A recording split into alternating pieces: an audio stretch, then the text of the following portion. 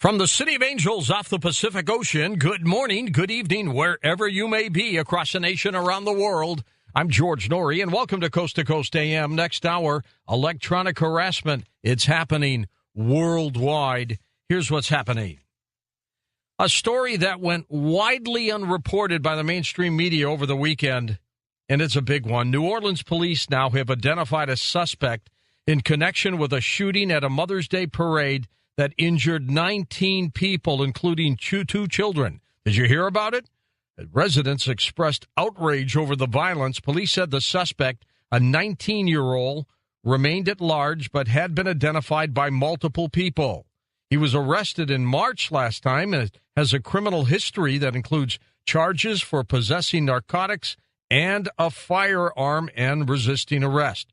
Police investigated 3 arrests linked to him, but they could not find him. We'll keep following up on that story.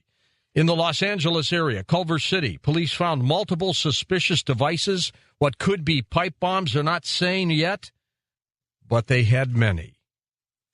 NASA's planet-hunting Kepler Space Telegraph and Telescope suffered a second failure in its reaction wheel control system, forcing a suspension of its search for alien planets while the space agency determines now whether its 4-year mission is truly finished. It would be unfortunate. That telescope has done some great things, and an overachieving sunspot on the surface of the sun has unleashed its 4th major solar flare in 2 days. The storm may deal a glancing blow to planet Earth. Let's check in with science advisor, head of the EnterpriseMission.com, Richard C. Hoagland. Active sun these days, Richard. Well, we're climbing up to the peak of the sunspot cycle, this semi-annually measured event of about 11 years, and the double period is 22 years. So 2012, 2013 was supposed to be the peak, and we're kind of on schedule. And what's interesting is there's a lot of attention being paid to what happens to this sunspot region this weekend when the sun rotates it around and it's kind of facing directly at the Earth. Mm-hmm. There's a lot of people reporting erroneously that this is when the Earth is most vulnerable to a CME or to an ejection of particles from a flare. That is not the case.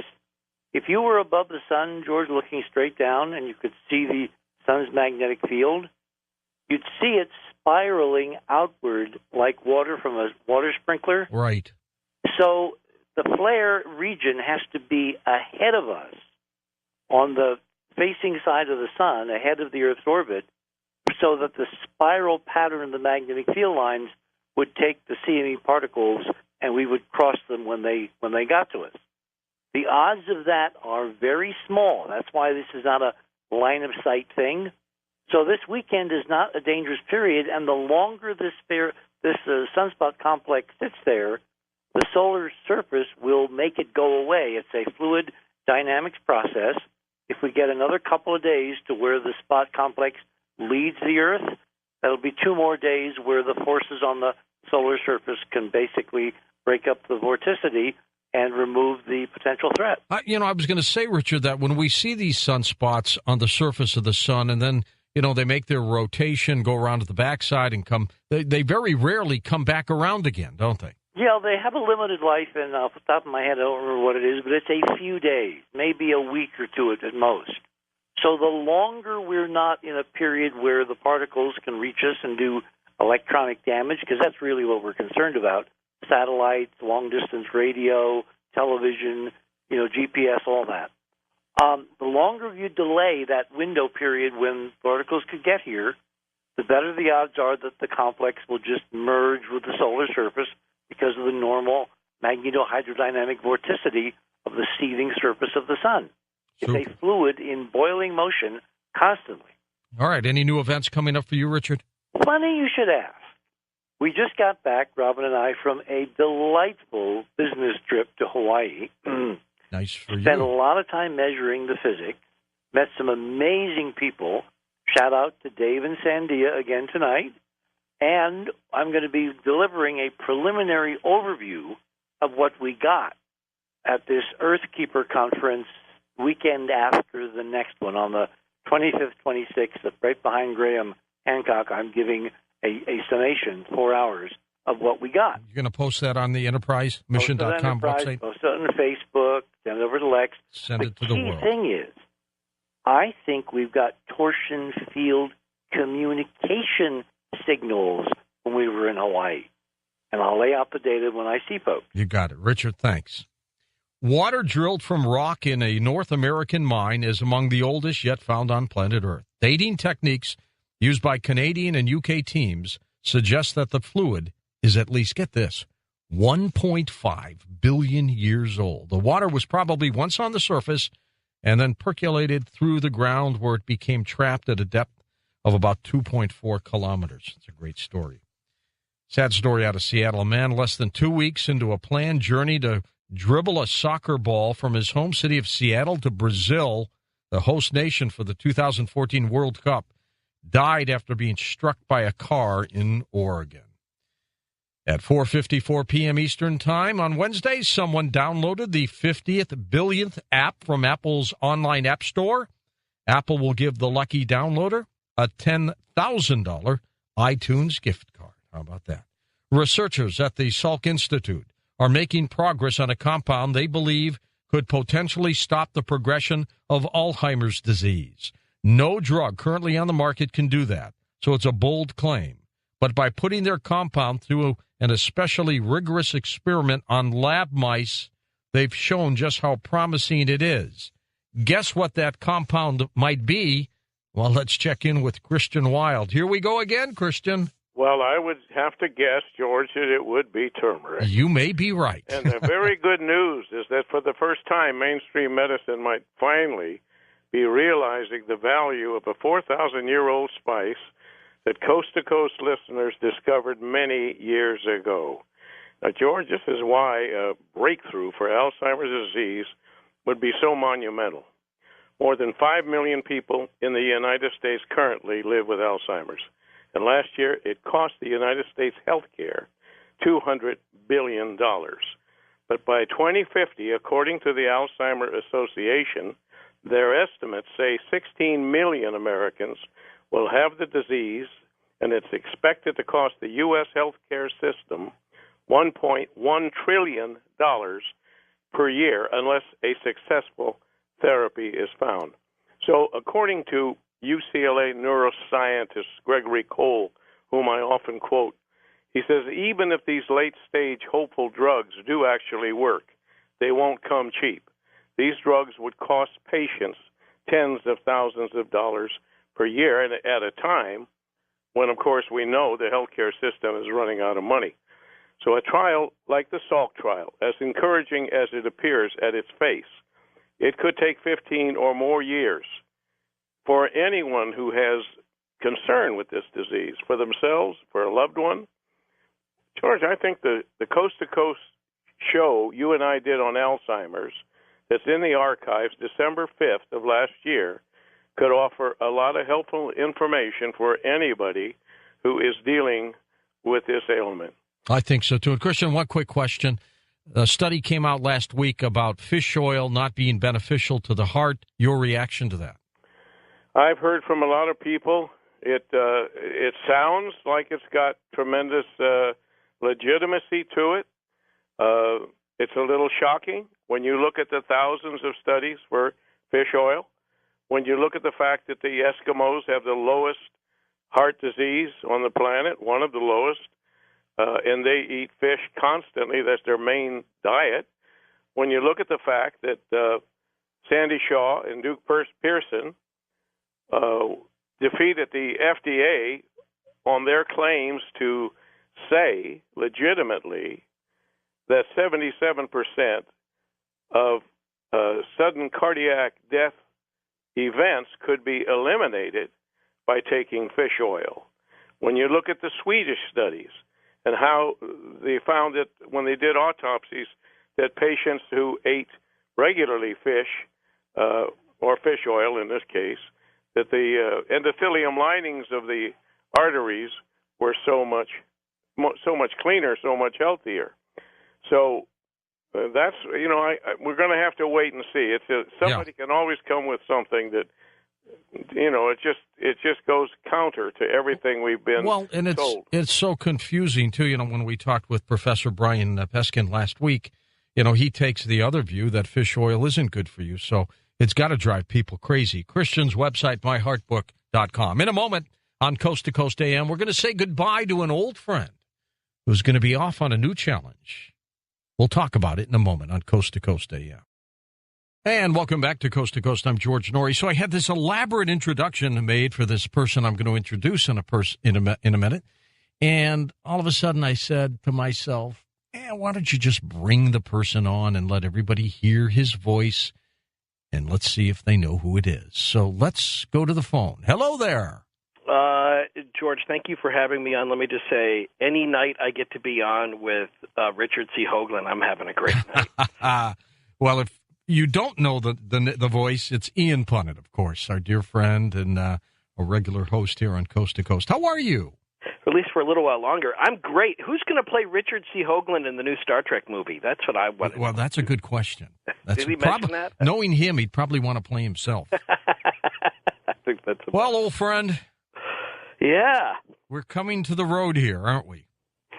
We are. I have had a heck of a time over the last couple of years with this constant ringing, whistling buzz in my head, a condition that so many coast-to-coast listeners have, and many people been, kindly offering their experience with. But despite all of my best efforts, it really comes down to is I've just got to stop exacerbating it completely. And even though I've cut down on about 90% of the radio work that I've done, I'm just going to have to give up on my last holdout. Yeah. Didn't want to give up Coast, I know even that. if it was just one Sunday a month, but it's just getting too hard to recover from on Monday morning. So coming up in July, second Sunday in July will be my last night, at least regularly scheduled night. That's right. Coast to Coast. I mean, well, you know what? You heal up. You never know. Yeah, wouldn't that be nice? You never know. And I filled in for Ian. My very first show on Coast to Coast was April 28th, 2001. It was a Sunday night, and I was filling in for Ian on that day.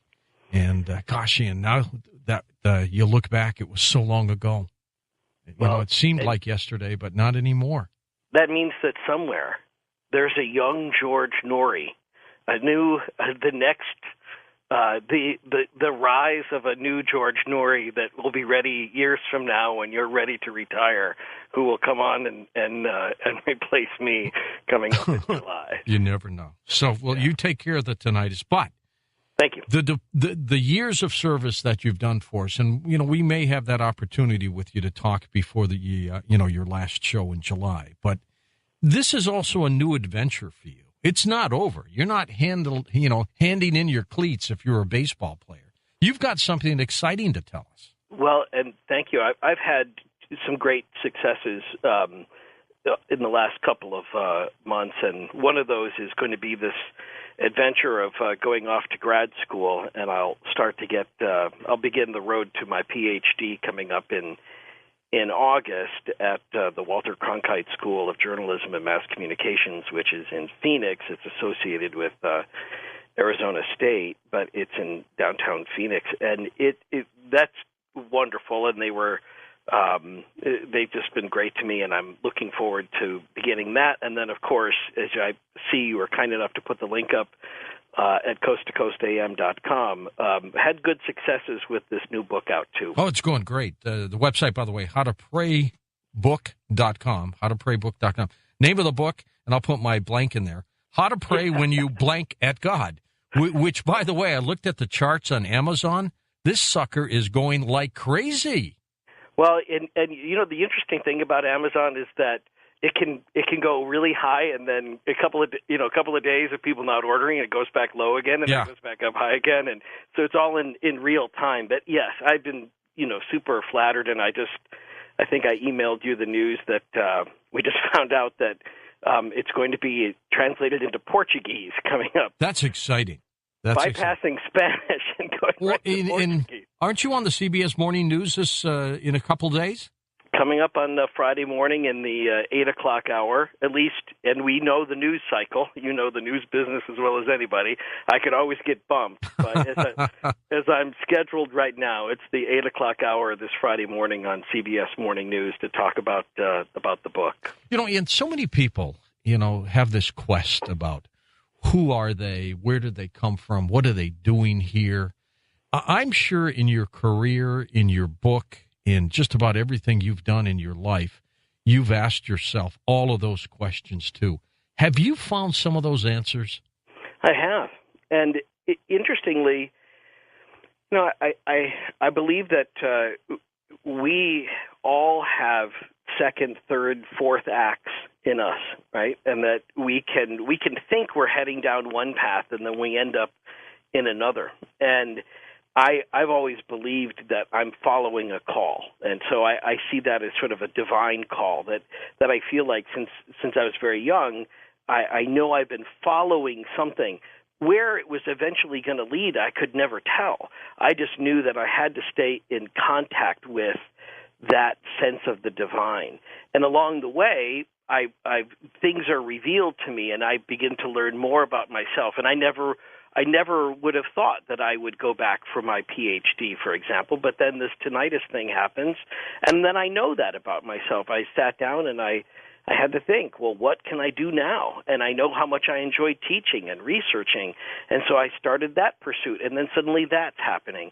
And so I think that's the best any of us could ever do, is just to keep being willing to find out where the jet stream is taking us, and then just being willing to lean back and let it carry us there. We've had a great opportunity, all of us, doing this program because we have talked to so many wonderful people, right, wonderful guests, including coast-to-coast listeners as well. You've had a number of them helped you and contributed to how to pray when you're blank at God. You're going much further in that line than I thought. That's true. See, I'm not a bad guy. No, not at all.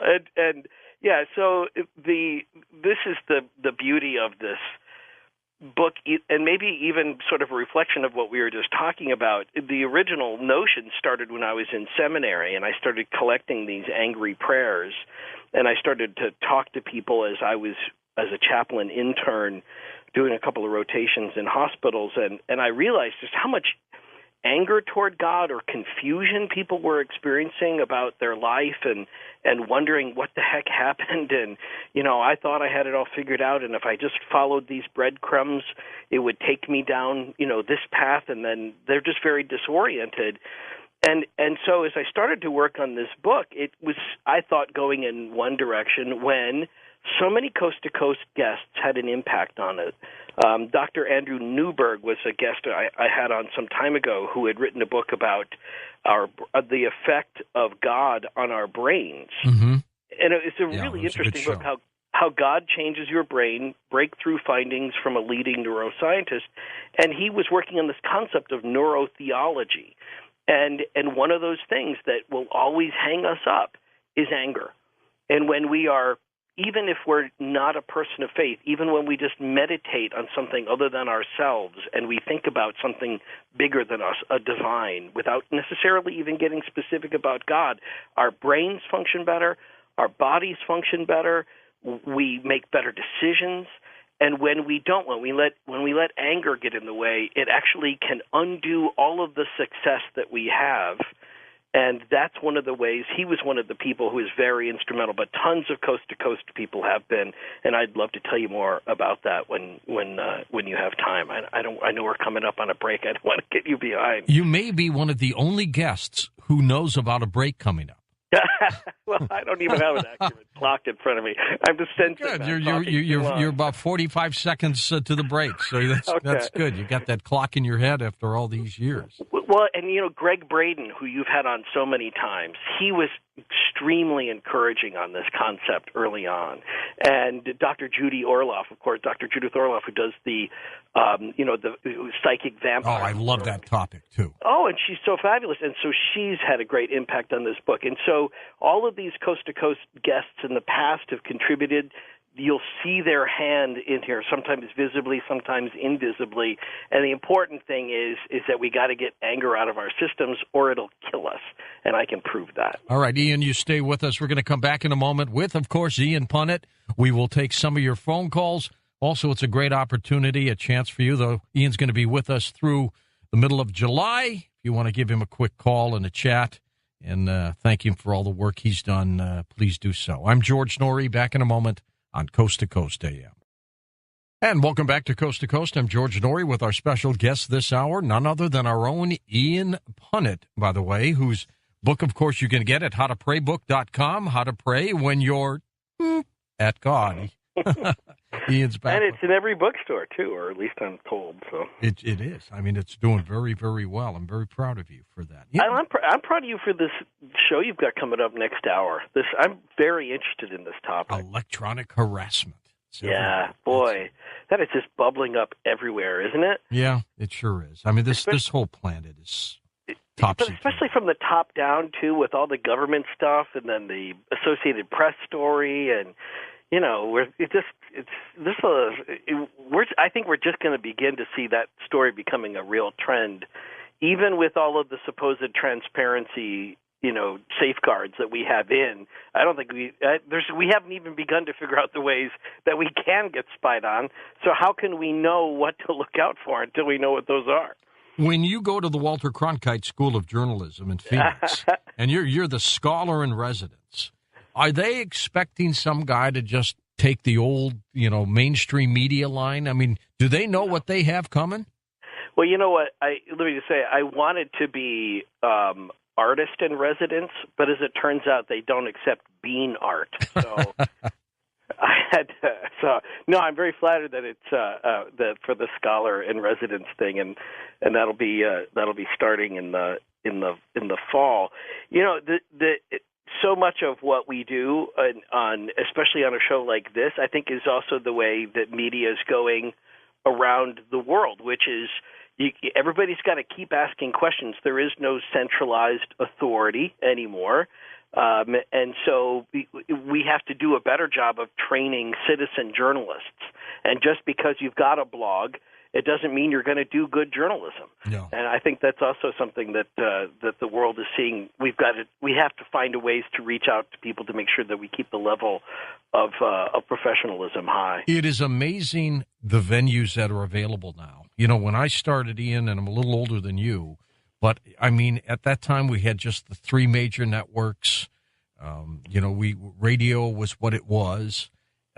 But I mean, it has all changed today. I mean, the smartphones, the internet, right, satellite, I mean, right, cable television. I mean, there's more channels than you can imagine. I think the biggest challenge to someone is finding the right channel they want. I mean, you could take 20 days just searching through the menu.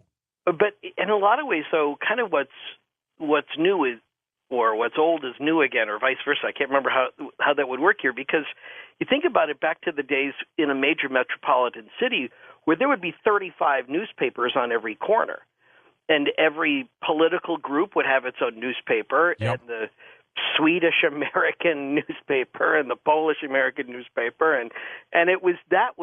I think that's where we are. I mean, without drawing too fine a point on that, and I think that we have that. We also have then to make sure that everybody is doing their best work and not just out there, you know, making up stuff, because, you know, what the heck? If you make it up today, you just move on to another story tomorrow, and who's going to catch you? I worked for the Pulitzer family in St. Louis. They owned not only the St. Louis Post-Dispatch, but they also owned the television station there, the NBC station that I was working at and for when I went there in 1979. And, you know, they made their fortunes in the newspaper business, and it is truly amazing at how the Internet is slowly crippling newspapers around this country.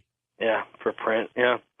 Well, that's where, and I will say thank you again to everybody who has been keeping in touch on this book, and you're kind enough to link it up to the website too, howtopraybook.com, because when we get into a subject like this, a lot of folks have been reaching out to me, and they're saying not necessarily, hey, I need that book. Although lots of people do. I was doing a book signing earlier today, and many people are saying this is exactly the book I need. I'm so angry with God. I'm so angry all the time because I watch a lot of media and I'm seeing a lot of stories, and everything's making me angry. Yeah. And I don't know how to control it anymore.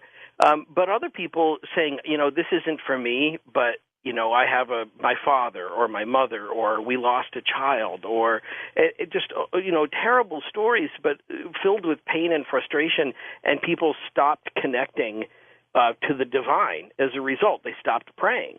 And this book, for all of what some people consider to be the provocative nature of the title, it really is all about connectivity. It's all about getting back to that treasured place where we can find a way to calm ourselves in the face of the cacophony of all this media, and we can find a way to reconnect with something that's bigger than us.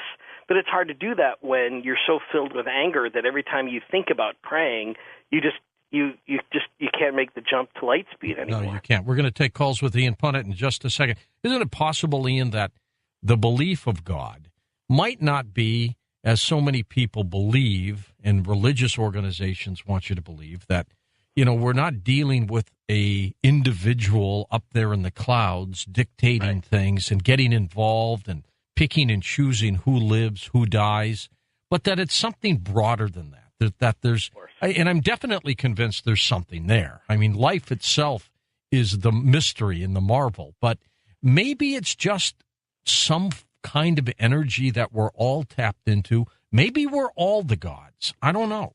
Well, I was exchanging emails with somebody no less than Howard Bloom. I love the guy. I know you do. He loves you too. And so Howard and I were emailing back and forth, and we were talking a little bit about this because I think our tendency is to always think in terms of nouns. Yeah. And so the God, becomes this, again, this anthropomorphized figure in a big chair, a little bit like Abraham Lincoln, in the Lincoln Memorial. And yet I think that it's much more like, for me, and Buckminster Fuller is the one that popularized this idea, that God is a verb, and that God exists as we move and as we make our actions. That is God, and God is with us in all of the good actions. And that God stands with us as we are doing those good things and being a part of somebody in a positive way. And when we are destructive, then that's when evil comes into our lives. And that's the difference between good anger and bad anger. Because it's okay to be angry. I mean, there's lots of legitimate things to be angry about, right? I mean, we can be angry about the injustice of being manipulated by our government. Yeah. But then bad anger, so that if good anger leads us to do good things and to try to construct something, bad anger is that thing which leads us to be destructive and just to hurt other people and to be constantly lashing out. And I think that's what we see so much of in our culture, is just people just trying to be the first one to cut and to be harmful, and to think of that as some sort of triumph. Let's go to the phones east of the Rockies. Dave is in Virginia. Welcome to the program. Hi, David. Hey, guys. Ian, I worked a lot of, for a long time, I was low man on the totem pole, and I worked almost all of the overnight weekend shifts, and I can say I have probably heard either all of your shows in their entirety, or at least a portion of them. I'm sorry. I'm so sorry. I don't know. I feel like I should get you a gift certificate for that. So, well, I'll hang on the line then. What I want to say first of all, I'm really going to miss you. I enjoy your show. I enjoy you have a knack of sort of demystifying things and you have a very calming nature about you. And on this show, of course, it's not always about the calm and the sedate and try to make. So you have a way of making people feel a little better about all the terrible things that are happening to us, maybe. Well, I try to, and of course, if you are to believe the internet, it's because I'm drunk. So that's why. Well, hi, you're the pot. You're right. What I I want to ask you. You're the only media person I've ever been able to find heard about the. You carry cover the smiley face murders, the killers. Right. Well, the show did, and I sort of inherited it. Yeah, a little right. bit. I was able to pick up that. And I had a question about. You also, I remember, it's 2006, 2007 is the first time you had the man who claims at least to be Charles Lindbergh's son. Yeah, I love that. Very interesting show. Yeah, and he the last time I heard we tried to get him on, he just couldn't stay up that late anymore. He had just gotten so old. But sure, that was a great. Yeah, was this man the Lindbergh baby? I thought he made a really convincing case for that. Don't you? I'll always remember you, Ian, as the guy who interviewed the guy who thinks he's a horse. Jason, my man. He was excellent too. What about the D.B. Cooper shows you did? That's the other thing. I fear I get on something and then I just bulldog drumming. I just don't want to let go of it, and I kept feeling like we were almost there solving D.B. Cooper, and then in the end we just couldn't get the FBI to cooperate with either releasing more evidence or discontinuing even an implicit support for what was being gathered, and so it just kind of sat there. So I'm still thinking that, in the great shoeboxes of history that exist in the basement of Grandma or Grandpa's closet, there's still one more shoebox to get kicked over on D.B. Cooper, and then we'll know. And by the way, the thing you mentioned about the Internet attacking you, saying that you were drunk, absolutely not. But I remember that. That was a Friday night. We were doing our crossover for your Saturday show, and Tom and I thought you had a stroke. Oh, I know. That's what happened. And you know what? That was in the early phases. I couldn't talk about it then, but that was in the early phases of this tinnitus thing. Yeah. And I was already suffering from a lot of insomnia, so I just kind of mistimed my meds. And so I was just powering down even just before you picked up the phone. Tom and I were talking about hockey, and then suddenly you shut down live. I did. I just totally did live. Let's go to Bill, West Hartford, Connecticut, on the wild card line. Hey, Bill, go ahead. Hi, George and Ian. It's a pleasure to talk to two hosts at the same time. And both of you know me well. Yes, we do. Yes. Bill the atheist. Yes. The atheist and the amateur astronomer. That's right. Ian, I want to make 2 points real quick. Number one, I can relate totally to you with tinnitus, although I have something totally different, OCD, which you might already know, obsessive compulsive disorder. I knew that about you, Bill. Yes, I've had since age 14 and a half. My point is I always wanted to be, and George I'm sure knows this too, a professional astronomer. I wanted to be another Dr. Neil deGrasse Tyson. The point is I did go to college, U of H, University of Hartford, 40 years ago. I'm George Norrie's age. I couldn't graduate because of my OCD problem. So, to end my first point, since 1978, I started calling the late-night radio Larry King Show till 1990, and then since 1995, 1996, when Art Bell was on, I called this show, and then still am. So this is where that has led me because of my condition, OCD. And the second point I want to say quickly, I still remember to this day, it was approximately the summer of 2002 on a Saturday night, you gave my old email account on the air. I was so happy, and it was a Hotmail account. You said it was Hotmail, meaning M-A-L-E, Hotmail. And even though I didn't get a girlfriend out of it, which I was hoping, there's still a male friend in California I've been emailing and writing and even talking to on the phone for the last 11 years. Yes, I remember that night as you said, help me, as a pastor, help me find physical intimacy. See the impact you've had on people's lives, Ian? Yes, I remember that well. I tried to be a positive influence for Bill whenever I get a chance. Now, with the tinnitus, when you're done talking with us, will you have more ringing in your ears than you did during the daytime? Not tonight, because it takes a little longer than that to really start to sustain it, and it takes headphones, and it takes a variety of frequencies coming for a period of time. But if I were, like the other night, about 2/3 of the way through the show on Sunday night, it was started to really amp up on me, and then I tried not to focus on it, but by the time I got off the air, it was killing me. So that was really last Sunday night's show on Coast to Coast was kind of the deciding factor. Right? It was just, it had to be, and I love doing the show, and I don't want to do it badly. And well, though some people would argue I stopped, living by that principle years ago, but I only want to do it as well as I can and as long as I can enjoy it. And I'm afraid it's time to say goodbye. How loud is the ringing in your head? Oh, it's crazy loud. Right now, it's so loud. It's you know what? Right now, I was just hearing about how the cicadas, the 17-year locusts, are coming up. Yep, that constant sound. Yeah. That will be like the whole world has tinnitus for me. Unbelievable. For however long that lasts, that's what that's like. And I mean, if an audiologist or an ear, nose, and throat specialist, if they look in your ear, do they see anything or any damage? No, because tinnitus is a neurological condition. So it comes as a result of dead nerves in your ear, and you can't see those. But the brain, if you think of tinnitus as, it's like a little bit like a submarine that's sending out a ping, and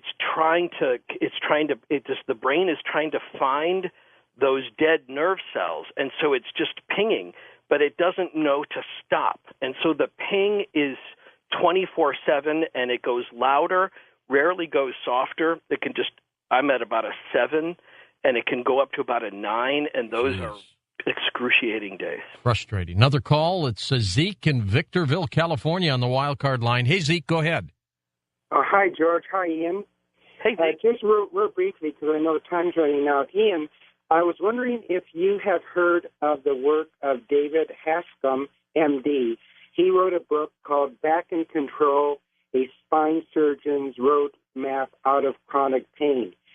He was a guest on Coast to Coast, and he talked about having tinnitus himself. And he mentioned that a couple of times, and he's come up with this, medical procedure or some kind of medical discipline that he runs himself through, where he's able to block signals in his nerve paths. That's probably not doing his work much justice, but he said he got rid of the tinnitus, and I'm thinking he's been a Coast guest, and I was wondering if maybe you might want to contact him. Well, that's interesting, and there are several procedures that are coming up that may be even based on what his work is. The FDA did not allow some of the surgical experimentation to take place in the United States, so it's being conducted in Europe. And so there are some things, implants, that are becoming more popular. My ENT and my neurologist, is at Mayo, and that to me is the top of the mountain. And they're just saying there's nothing here that's a guarantee. There's nothing, wait a little while, and I do different therapies that can help take my mind off it. But we're waiting for a couple of these other surgical procedures to come online from Europe in the next 4 or 5 years. And they think that then there'll be real cures and verifiable, and the kind of cures like you would expect with a broken leg kind of a cure. Ian, give out your website, if you would, for your book. Go ahead. Yeah, sure. howtopraybook.com. And it's the book is available at any of the major retailers or even the minor ones too. But you can also order it at that website. And I'll be on coming up this Friday morning on CBS Morning News, and I'll be thinking of you, George. Okay, and we're always here for you, and we've got you for a couple of months at least. So be well, Godspeed. Up next, electronic harassment. A number of guests will be popping in. We'll be back in a moment on Coast to Coast AM. And tonight on Coast to Coast, we are going to talk about electronic harassment. Throughout the night, a number of guests will be coming in to talk about their cases, their issues, and, of course, later tonight we'll take your phone calls as well. Think it doesn't happen? Well, you will after you hear these folks on Coast to Coast AM. And welcome back to Coast. I'm George Norrie. Let me mention our first guest on electronic harassment, Derek Robinson, president of the human rights organization Freedom from Covert Harassment and Surveillance.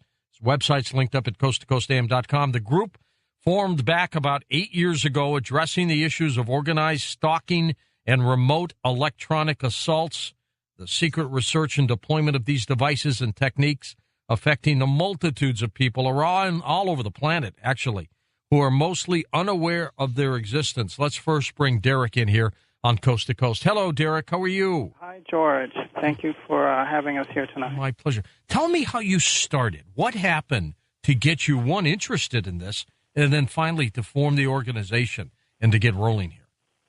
Well, basically what happened is I was targeted way back in the 80s, back in when I was at Fort Meade.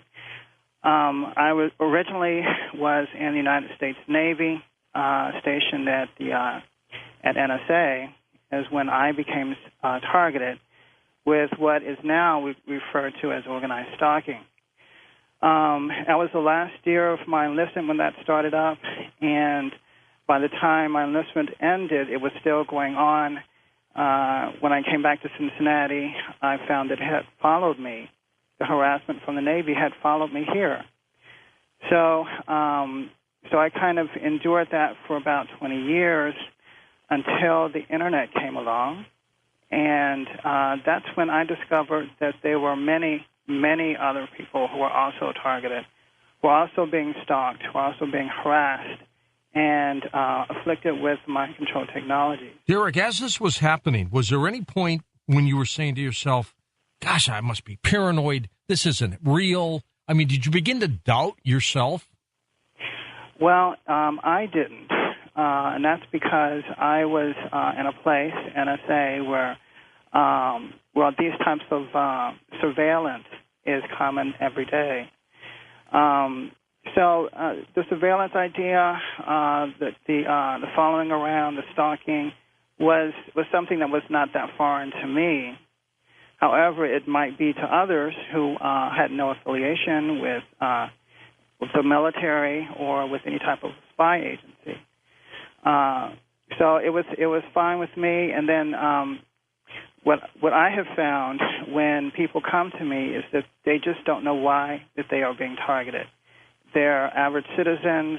They're law-abiding. They're not causing any problems to anybody. Why are they being, why are they being singled out for this harassment? And that's one thing that many people ask when they come to us. Do we have answers for that question? We do have some answers, and what I have been able to gather myself, I have my opinion. The perpetrators have not consulted with me, but from their behavior, from the technologies, from their methodologies, what I have determined is that this is a worldwide mind control, population control agenda that is happening. Now, how many people do you think we are talking about here, Derek? I mean, are they doing it by the millions, by the thousands? What do you think? Well, in the United States, going by Justice Department figures, back in 2009, they did a survey, and they have found that around 500,000 people have reported being stalked and harassed by 3 or more individuals, which, by our definition, is group stalking. So, I'm sorry, I had to take care of my phone. But anyway, by our definition, it seems like there's at least 500,000 people in the United States, according to the Justice Department, that are being stalked and harassed. But these are only the people that are reporting being stalked. Right. Or who think they're being stalked. I guess some of the other people might not even know what's going on or what this is. Exactly. And there are many, we feel that there are probably many thousands and maybe even millions of people who are being targeted and may not even realize it. And that's evident. Once you become targeted, you begin to look around and see others who are also being targeted. But so many people are in denial, and sometimes vehement denial, that they would be targeted by the government or whoever else is doing this. Derek, if it's mind control, what do you think the bigger picture is? What do they want to do with these people? Well, again, we can only extrapolate from what we see, but it seems that they are gathering more and more and more people, and actually at a more rapid pace. They seem to be gathering more handlers hiring more people, recruiting more people to do this to other people, which means that there are more people also being captured into this system. Is it the grand experiment, or are they actually doing this because they're going to start implementing something? That is the concern. Actually, I wouldn't say this is an experiment. This seems to be a grand scheme. I believe that they have designs on world domination, and with devices such as the heart machine, you can do whole populations of people mind-controlled at a time. Yes. So it's not just one individual here and there. You can do sections of a city or a region at a time with whatever you want to do. So we're looking at a worldwide dynamic here, and we are trying to, and we are actually locating people who are victims across the globe. I mean, in Europe, in the Middle East, in Asia. There are thousands and thousands of people in Asia, particularly China and Japan. Japan has a very robust TI group there, targeted individual group there. They have 1,100 in their group. So it's very widespread in Japan. And China, of course, there are thousands and many thousands in Japan and China. However, because of the government there, they cannot really organize like other countries can. You know, back in the 50s, the military, tested biologicals over Navy members on ships. They tested biologicals over residents of St. Louis, Missouri, God knows where else. So, on the face of it, Derek, if you would hear these stories back in the 60s, you would have said, no way, preposterous. You people are conspiracy theorists. You're making this up.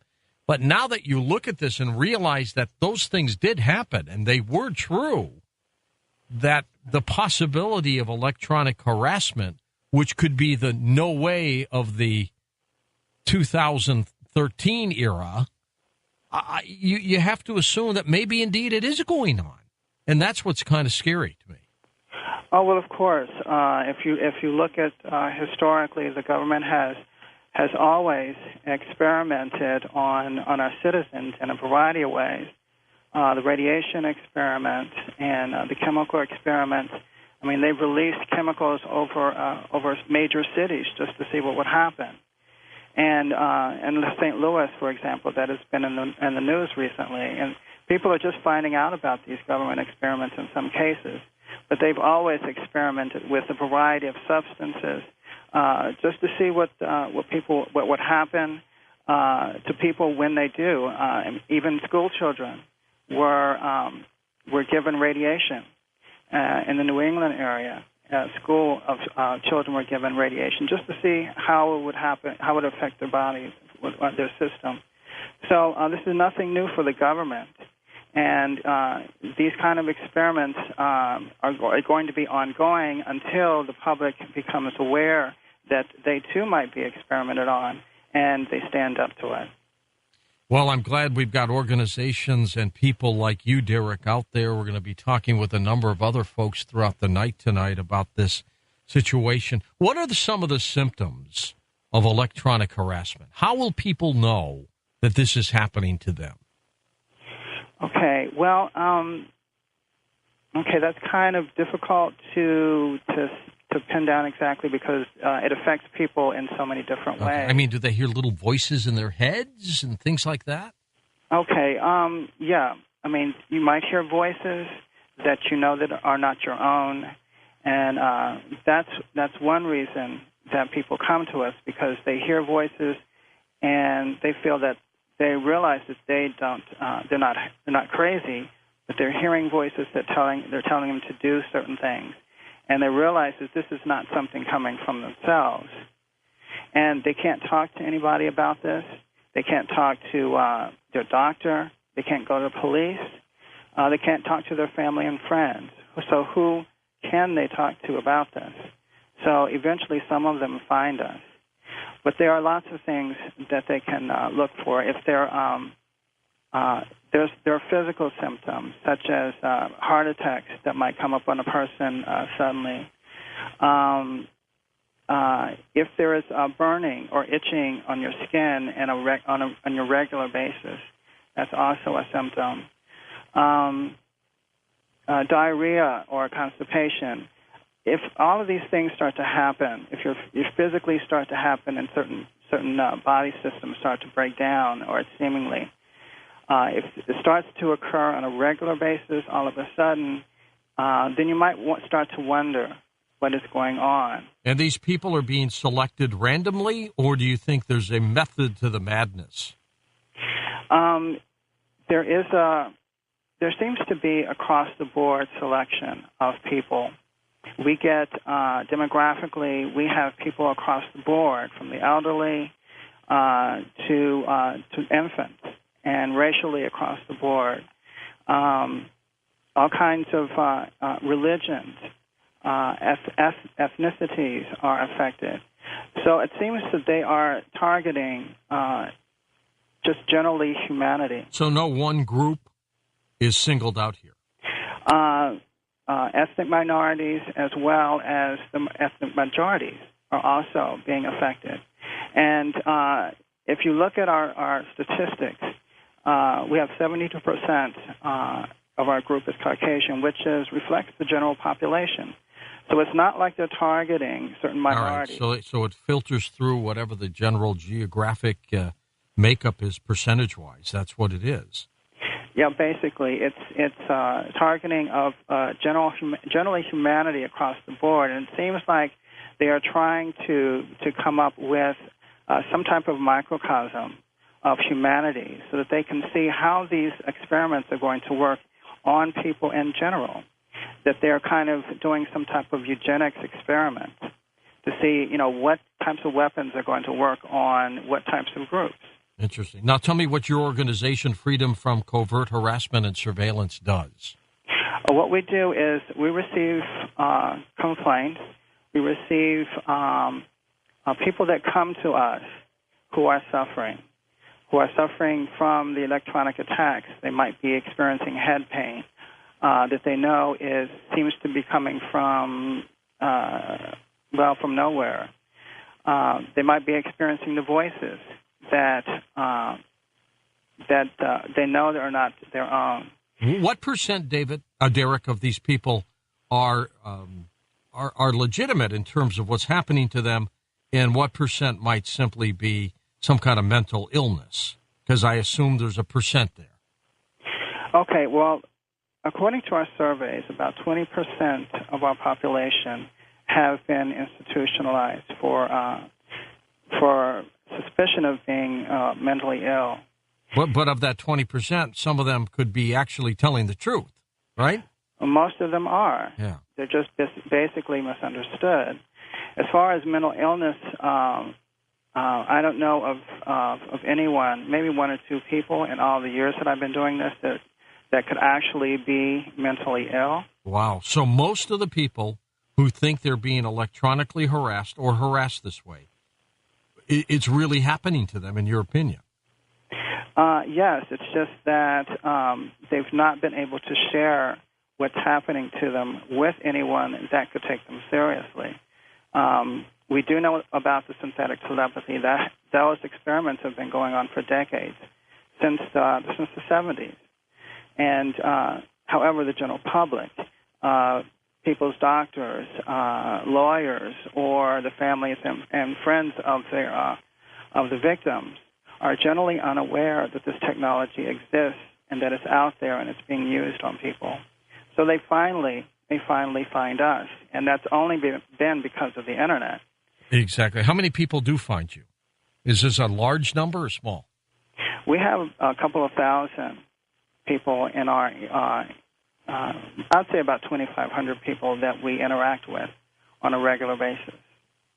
Do they say whether their family members, too, are being harassed, or is it just them? It is usually them in most cases, although if they are married, it sometimes, or oftentimes actually, affects either their husband or wife or their their children even. The people that are around them, they tend to attack as well, including pets, Wow. to heighten the sense of torture and torment. The people that are doing this are merciless and ruthless in what they are doing, and they have no problem of torturing even little kids to the point of making them scream out loud. So this is a really a heinous atrocity that is happening. We are trying to educate the public about what's going on, and so that they can be aware that some of these symptoms that people are experiencing, they may also be experiencing and maybe not realize that this is what that is. Derek, what if this isn't sanctioned by governments, but's being done by a clandestine world elitist group? I think it's a combination, George. I think that some of these people that are in these clandestine groups have infiltrated governments and have seized control of these technologies. Maybe. And do we, other than HAARP, do we know about this equipment that they might be using? There's some evidence on the internet that you can see. For instance, the LIDAR machine is a very one of the first mind control devices that's available on the internet for people to view. And it was the Russians actually used this device years and years ago. The North Koreans used it on the American POWs during the Korean War, so it's one of the basic mind control devices, and it can cause things like hypnosis. It can put people into trances. It can inject thoughts into people's minds subliminally. It has a lot of these basic characteristics. And these are the things, this type of machine is easily viewable, but then at that time in the 80s, the Russians considered that machine obsolete, which means that they have advanced something more intrusive. So there are these devices around, except that we don't really see them except for this one unclassified device. Do you think, Derek, that if they just flip the switch, all these people, how many number that might be, would all begin to march to this drummer's tune? They haven't gotten to that point yet. There are various levels to where people are being controlled. So it won't be like a zombie apocalypse. We're not there yet, but that might happen one day. But right now, I don't know of anyone in our group. Some people are very close, that they feel that they are hanging on to their humanity by a thread, that they're really that controlled, that people somewhere with a computer are pushing buttons and they're made to speak certain things, or they're controlling remotely their body movements and things like that. If you think you have been remotely and electronically harassed, Derek's website, freedomfchs.com, is linked up at coasttocoastam.com. Throughout the night, a number of people who have either been electronically or harassed or they're part of organizations that are fighting this will join us. Back in a moment on Coast to Coast AM. Have you had an opportunity to see our television program Beyond Belief? You can be. Simply go to our website, coasttocoastam.com, click hosts, and the TV icon opens up, and then take it away. 10 days free. It's called Beyond Belief. And welcome back to Coast as we're talking about our electronic harassment. Lisa Becker has been targeted with electronic torture, mind control for the past 12 years. Now, she's provided testimony at 2 Presidential Bioethics Commission meetings, appeared on the conspiracy theory episode Brain Invaders, and helps to organize victims in the Wisconsin area for mutual support and activism purposes, all in an attempt to bring you the attention to the greatest crime, they believe, of our generation. Hey, Lisa, how are you? Good morning. Hi, good morning. Tell me how this happened to you. Well, let's see. I used to think, why me? And people ask me that question all the time. But what I've come to the conclusion is it really wasn't because I had done anything noteworthy. I'm just an average citizen, and I think I was just at the right place at the right time, meaning I went in for an elective procedure. I woke up literally in a closet. When I came out of the anesthesia, I was in a closet, and there was a woman in there with me talking to me. My shoulder was all messed up, and I said, why am I in here? What's going on? And she said, you had a bad reaction to the anesthesia. In fact, what I think was going on is I think I was being microchipped and implanted. When you woke up? When I came out of the anesthesia, yes. Yeah. And so I think I just happened to be accessible, and I got the attention of somebody, and they decided I would be a good test subject. Because essentially most of this comes down to non-consensual human experimentation. What do you think they're after, Lisa? You know, I had Derek on right before you came on. What do you think's happening? I think this is all about control. It ties in with all of the neuroscience spending and experimentation that's been going on since easily the 1950s. And I think it's about zombification. I think it's about turning us into robots, in a sense. If they can gain control over the human mind, they have you. I mean, they have control. It would determine every election in the future, the outcome of every election. It would determine what you do for a living. It's a modern-day form of slavery. Lisa, when you tell people who this is not happening to, what do they say? Well, by and large, I think most people don't believe it. They're in denial. But I always point to documents from the government themselves. For instance, the Memorandum of Understanding from 1994. That memorandum was the Defense Department giving the Justice Department advanced technologies. Now, when you give something to the Justice Department, that means it's going to be used on American citizens. And back then, I mean, in that document, those technologies consisted of X-ray sensors, combining millimeter wave, infrared, ultrasound, radar, low-frequency, magnetics. All of those technologies produce images which allow them to see through clothing, through buildings, all sorts of things. They sold it as something that would help law enforcement identify people with weapons. But when you're in your own home, minding your own business, nobody has the right to look through your house. But they said, well, look at how it will help firefighters determining if there are bodies in the building and so on and so forth. Another important document I show people is the Department of Defense. It's Directive 5240.1-R.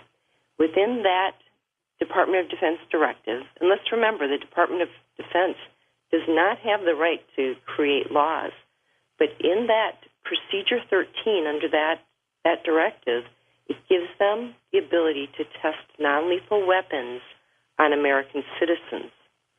And that goes back to the 1980s. Well, you know, we've seen them do this to so many people in terms of testing, Lisa. I guess at this point, who can say that this isn't happening to you? I mean, they might have to prove that it's not happening to you because this is all possible. I think it's going on. I think there are many targeted individuals who are being overtly attacked with these weapons, which give the user plausible deniability. However, this stuff, what they're using on us, the mind control, the weapons, it's impacting many, many, many people. They don't even realize it. They think they're having health problems. But look at our cancer rates, the highest cancer rate in the world. Yeah. And I think a lot of it are these weapons. Now, do you think they're using these weapons in warfare? Oh, certainly. I think many of us have seen photographs of people who have been burned down to just stubs from, pictures from Afghanistan and Iraq. But, yes, there was a Secretary of the Air Force, General Michael Wynn, and he is quoted as saying, we must test these weapons on American citizens or we will be vilified in the world press. So they wanted to test them on us, the majority of these weapons, before even taking them to war. Now, you were targeted with this torture and mind control. Tell me exactly what has been going on with you. Well, in the beginning, I had no idea what was happening. Nobody sends you a letter and says, guess what, you've been selected to be our guinea pig. I began to feel a sense of electricity running through my body, and a number of other things had happened prior to this, such as my husband became very odd. He couldn't sleep. He became depressed. Oh, geez. They went after him, too. Yes. One of the big things they do is they try to isolate the test subjects. They don't want you having a supportive partner.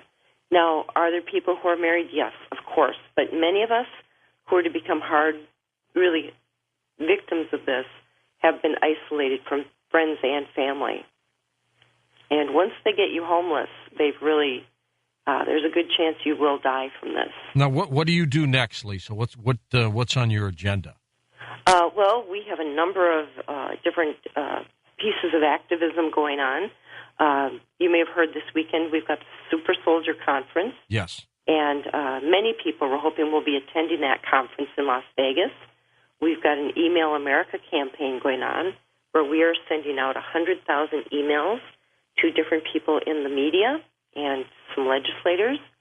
And we're constantly, passing out pamphlets trying to warn the American people. It's been quite an uphill effort because people want to call us, those are those tinfoil hat people, or those are those crazy people. But, there are patents. I don't know if anybody's bothered to give you patent numbers on some of the technologies. I've got one right here in front of me. It's an apparatus and method for remotely monitoring and altering brainwaves. It's United States Patent 3951134. So. All right, there you go. Well, Lisa, good luck to you. You stay safe. And let me bring in now Ron Gilman. Ron has been made aware of being a target of government for self-termination, going on for 3 years, voice-to-skull, subliminals, silent through direct energy weapons. Let's bring Ron on right now with us. Hello, Ron. How are you, sir? Very good, George. How are you? Good. And thanks for joining us in the wee hours here.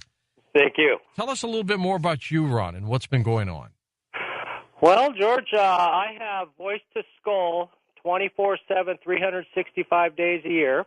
Oh, my God. It's nonstop, and these are imminent demise voices. And there's probably 4 different type of voices that come into my skull. You cannot stop them. They are penetrating the head. I also get subliminal thoughts, which enters the cerebral cortex of your brain, which is 80% of where your brain does all the thinking. And what they do is they put a subliminal into my head, and after putting that thought into my head, they will go off with the voice to skull to narrate or comment about that thought. I've also had corrective surgery from the microwave energy weapons that I documented 10 months prior to my finally getting a doctor to do something about the pain in my foot, which what I understand is the microwave calcifies the red blood cells, and I had to get bone spurs out of the area where I was being hit for roughly about a year. I have constant problems with my car stalling on the freeway. I have appliance problems. I have tinnitus that is unbearable. I've been to the ER 3 times thinking my eardrums were bleeding. Now I'm beginning, one of my co-hosts here, Ian Punnett, who will be leaving our program. He's been with us for so many years. He's leaving because he's got severe tinnitus. He was just on with me an hour ago. I heard that. I wonder if the poor guy's being bombarded. Who knows? I have come up with a solution for what I have, which is a degausser and a magnet next to my ear, and that eliminates the tinnitus, but it's just temporary. I've also used the degausser and magnet to eliminate all the pains that I've been having throughout my body. I believe it's nanotechnology that's flying through my blood cells, and they can actually generate pain to your knee and or your anal or your penis. And I have eliminated those pains using a degausser and a magnet roughly 3 or 4 times, and the pain is absolutely gone from my body forever. Tell me about the group you've got in Seattle. I have a group of, it's a vast group, and their ages range from 21 to 67. We just had, unfortunately, one of our members. We're actually right now trying to get a murder investigation because we had she died, and I was going to videotape her story roughly about a week before she died. Or a week, that month when she died, I was going to videotape her story because she was being tortured so much. And unfortunately, we have another TI that lives underneath her in a low-income housing that is tortured every night. And we've made the Seattle Police Department aware of this. And we can't get a murder investigation because we're not a member of the family, and they have not found documentation in the autopsy to do an investigation up to this point. But we're having everyone in our group, which is roughly about 20 in Seattle, in about 10 months of having it together.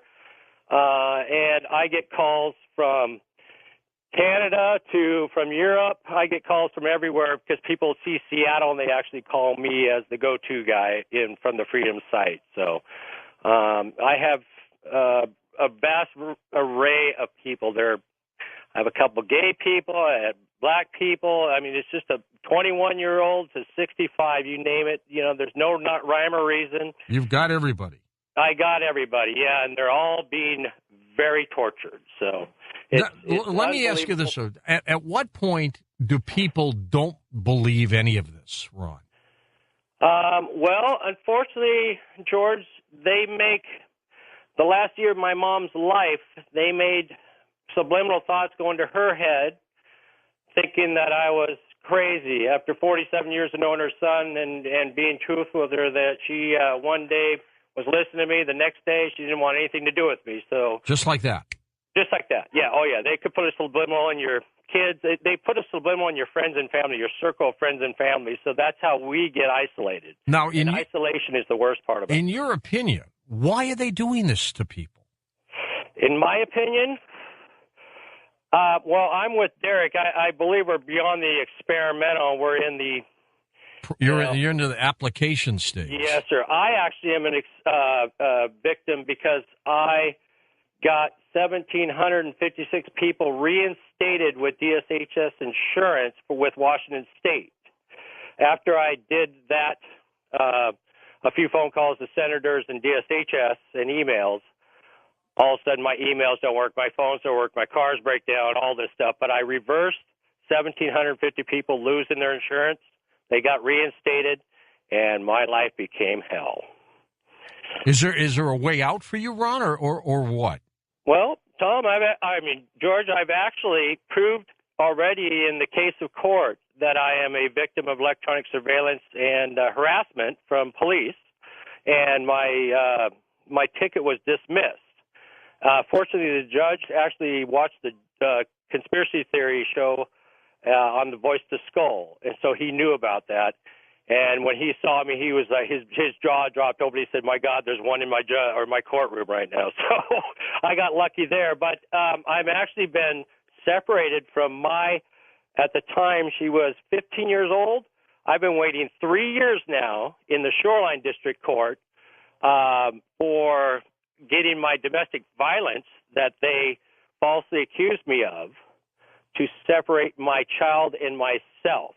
Now, I went through the Western State Mental Hospital, and I was supposed to be there for a 14-day visit just to make sure I can understand the court of law and how the courtroom works. They let me out in 6 days saying there's nothing wrong with you. Now, they knew I gave them all the sites to look up and stuff, and they were blown away. They're just bewildered. But most people probably don't understand this or would believe it. Would you agree? Yes, unless they know the person very well. Everyone I talk to, George, they know who I am, and they know I can't make up things that happen to me, and they see my cars and appliances. My appliance will break down. My oven will break down on Thanksgiving right in the middle of baking the turkey. Oh, no. Oh, it's unbelievable. Oh, but geez. the Shoreline District Court is actually making me have my third evaluation now, and that's going to be 6 more months down the road. And I told my lawyer that I am in a mind control program. Now, what does the lawyer say to you? I mean, confidentially, it's a lawyer-client privilege here, but what does he say to you? He believes me wholeheartedly, but he knows that the charge against me is so minor that it could be dropped in a second.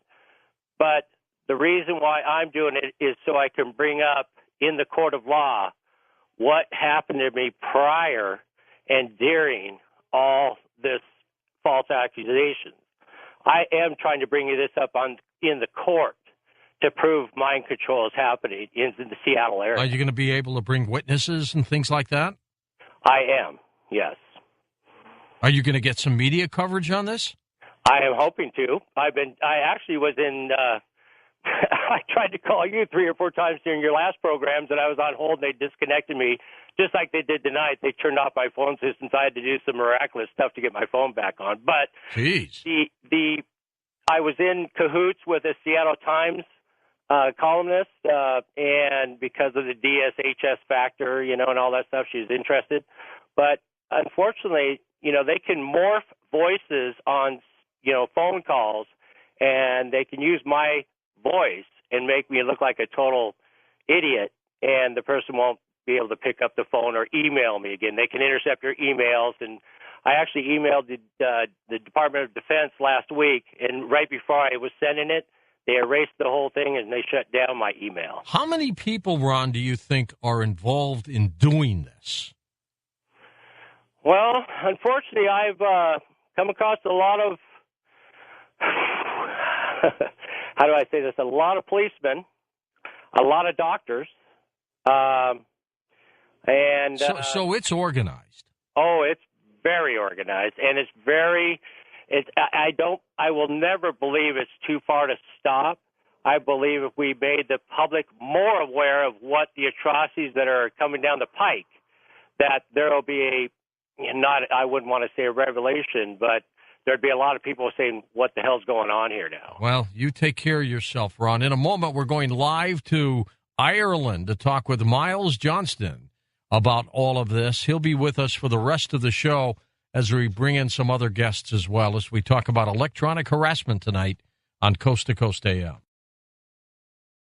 And we're talking tonight about electronic harassment. Final hour of the program, we'll open up the phone lines, give you an opportunity to make a phone call or two.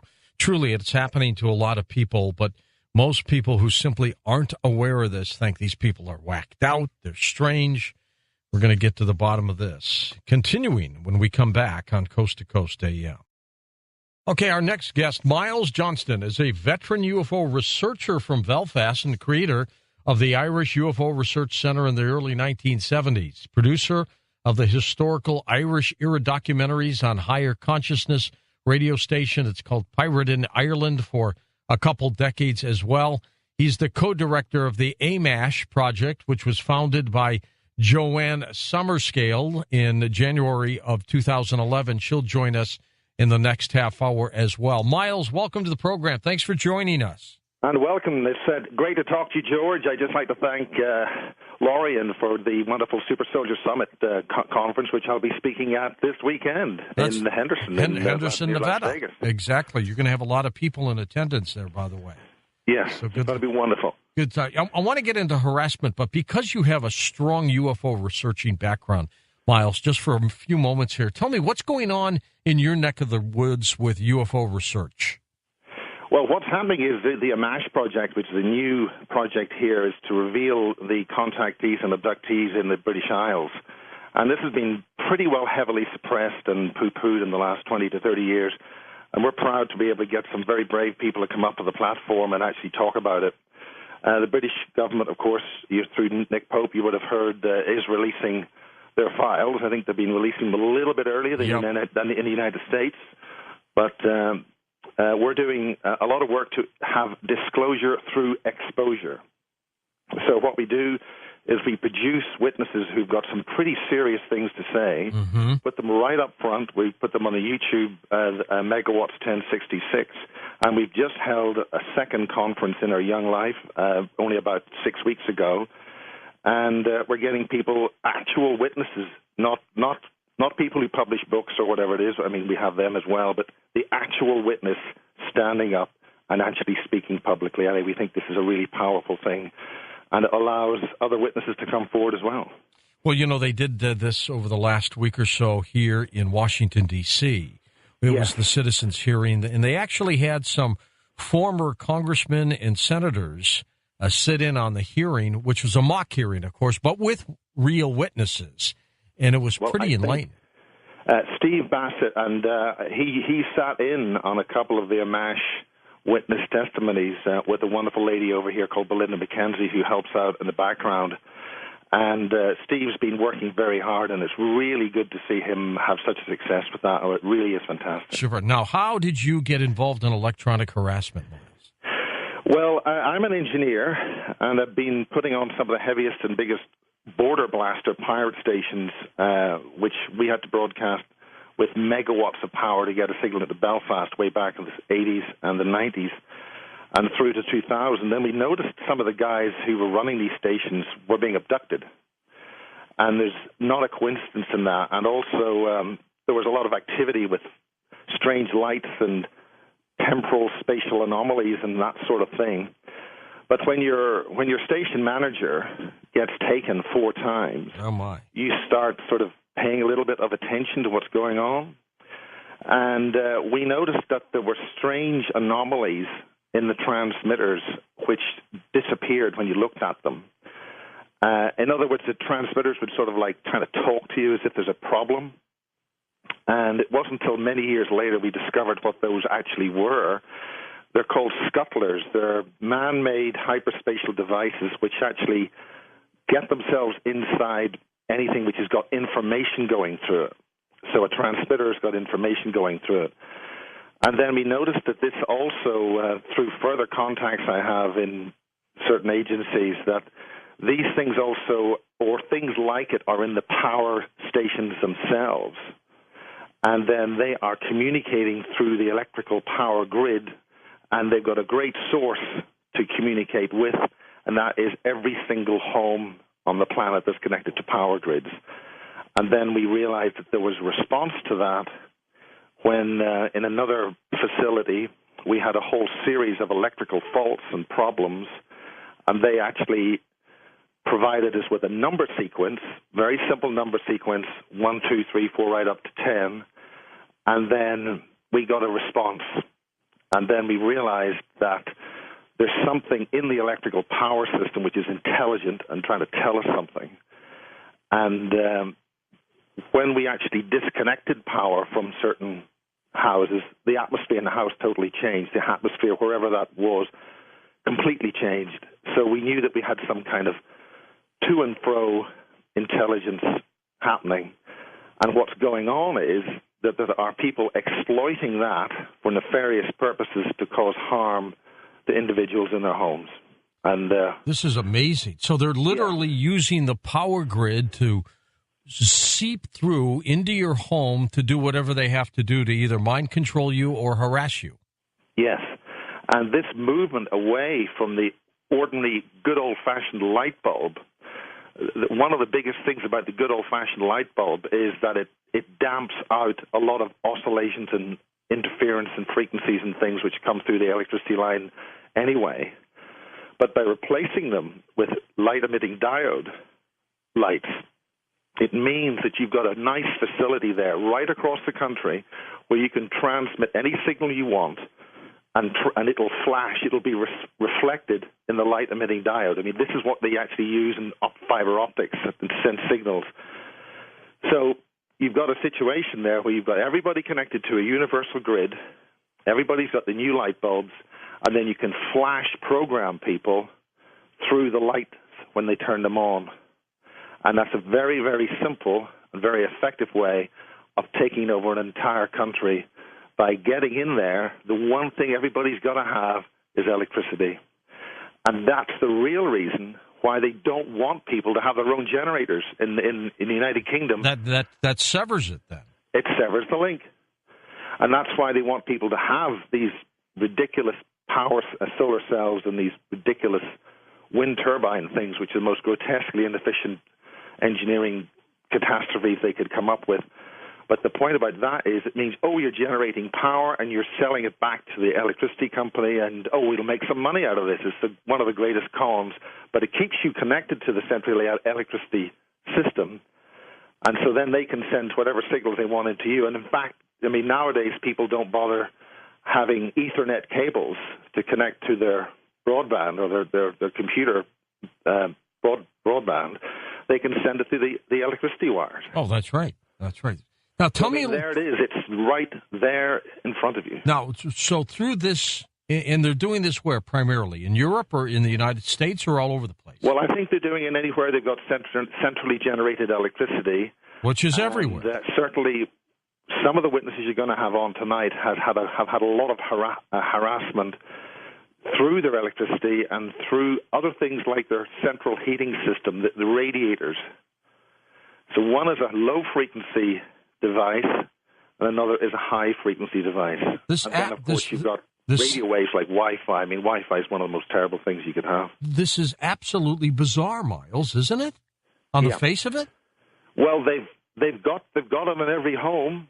If you wanted to take control, if you wanted to cause action to ordinary citizens, what would you do? You'd use what's already there. So it's a logical extension that if you can do that, you would somehow engineer a way of making sure it was most effective. And there it is. It doesn't cost them anything. They can do it at the local substation, and that includes our little non-human partners in this, the Greys. Some of the Amash witnesses, they found that by disabling their own homes from this kind of attack, when they did it with the local substation, which affects the greater community that they live in, they were allowed to do it to their own home, but they were told, don't go near the substations, otherwise we'll get nasty. All right, now tell me, what are they doing? What are they doing with this, and how are they using it? Well, what they're doing is they want a controllable and compliant population that they can program. And so, secondly, what they need to do is remove from the population people who would somehow catch on and find out. So what we are doing is to try and alert as many people as possible to pay attention to this so we can collectively take steps to stop ourselves being literally programmed out of existence. That's basically the bottom line, because this also affects the actual natural Earth energy grids itself. And another one of your witnesses this evening has discovered that, in that the actual Earth, the one thing that can stop all this is Mother Nature. How so? How will that stop it? Well, Mother Nature essentially is our collective term for life on Earth. So what they must do, they must attack and change whatever controls or affects or distributes life on Earth. And that is also responding to this, and we've got data back from other sources. And that relates to a strange thing. One of the other things we found in the transmitters was a strange black goo, which we found came from many transmitter sites that we got equipment from the existing broadcaster in the UK, the BBC, that this goo was intelligent and it responds to human consciousness and thought. And there's a whole pile of new information coming forward on that. And at the MASH project, we've been discussing that. We've been talking about that as well. Now, tell me about this push to ban the incandescent bulbs and how this affects that. Well, very, very simply, the good old light bulb's been with us since, Edison. I like those bulbs. Of course, I like the ones I've got. I've got a little LED light here, which is gorgeous, been working. But I like the incandescent bulbs. Well, the incandescent bulbs, from an engineering and strictly from an energy point of view, produces quite a lot of heat. So what they're doing is they're saying, it's a bad bulb because it uses heat when really you want light. Right.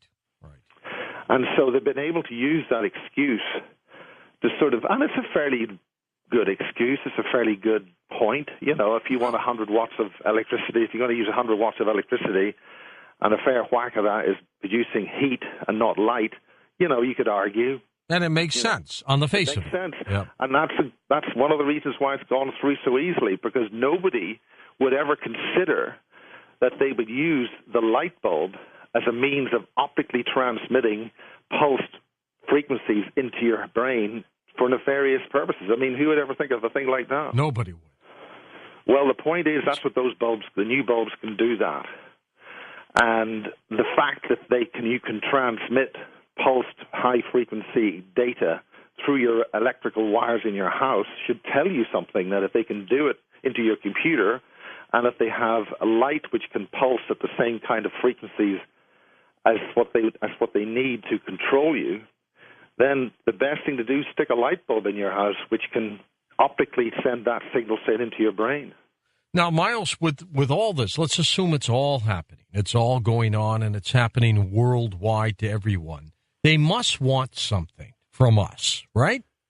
Yeah, they want this physical world and all its related kingdoms. So let's just make it absolutely clear. Once the holographic focus of our so-called holographic reality that we consider to exist, some people call it the holographic universe, if you change that focus so another form of life can physically manifest itself, all forms of life which are connected to the original holographic focus will simply disappear into nothing.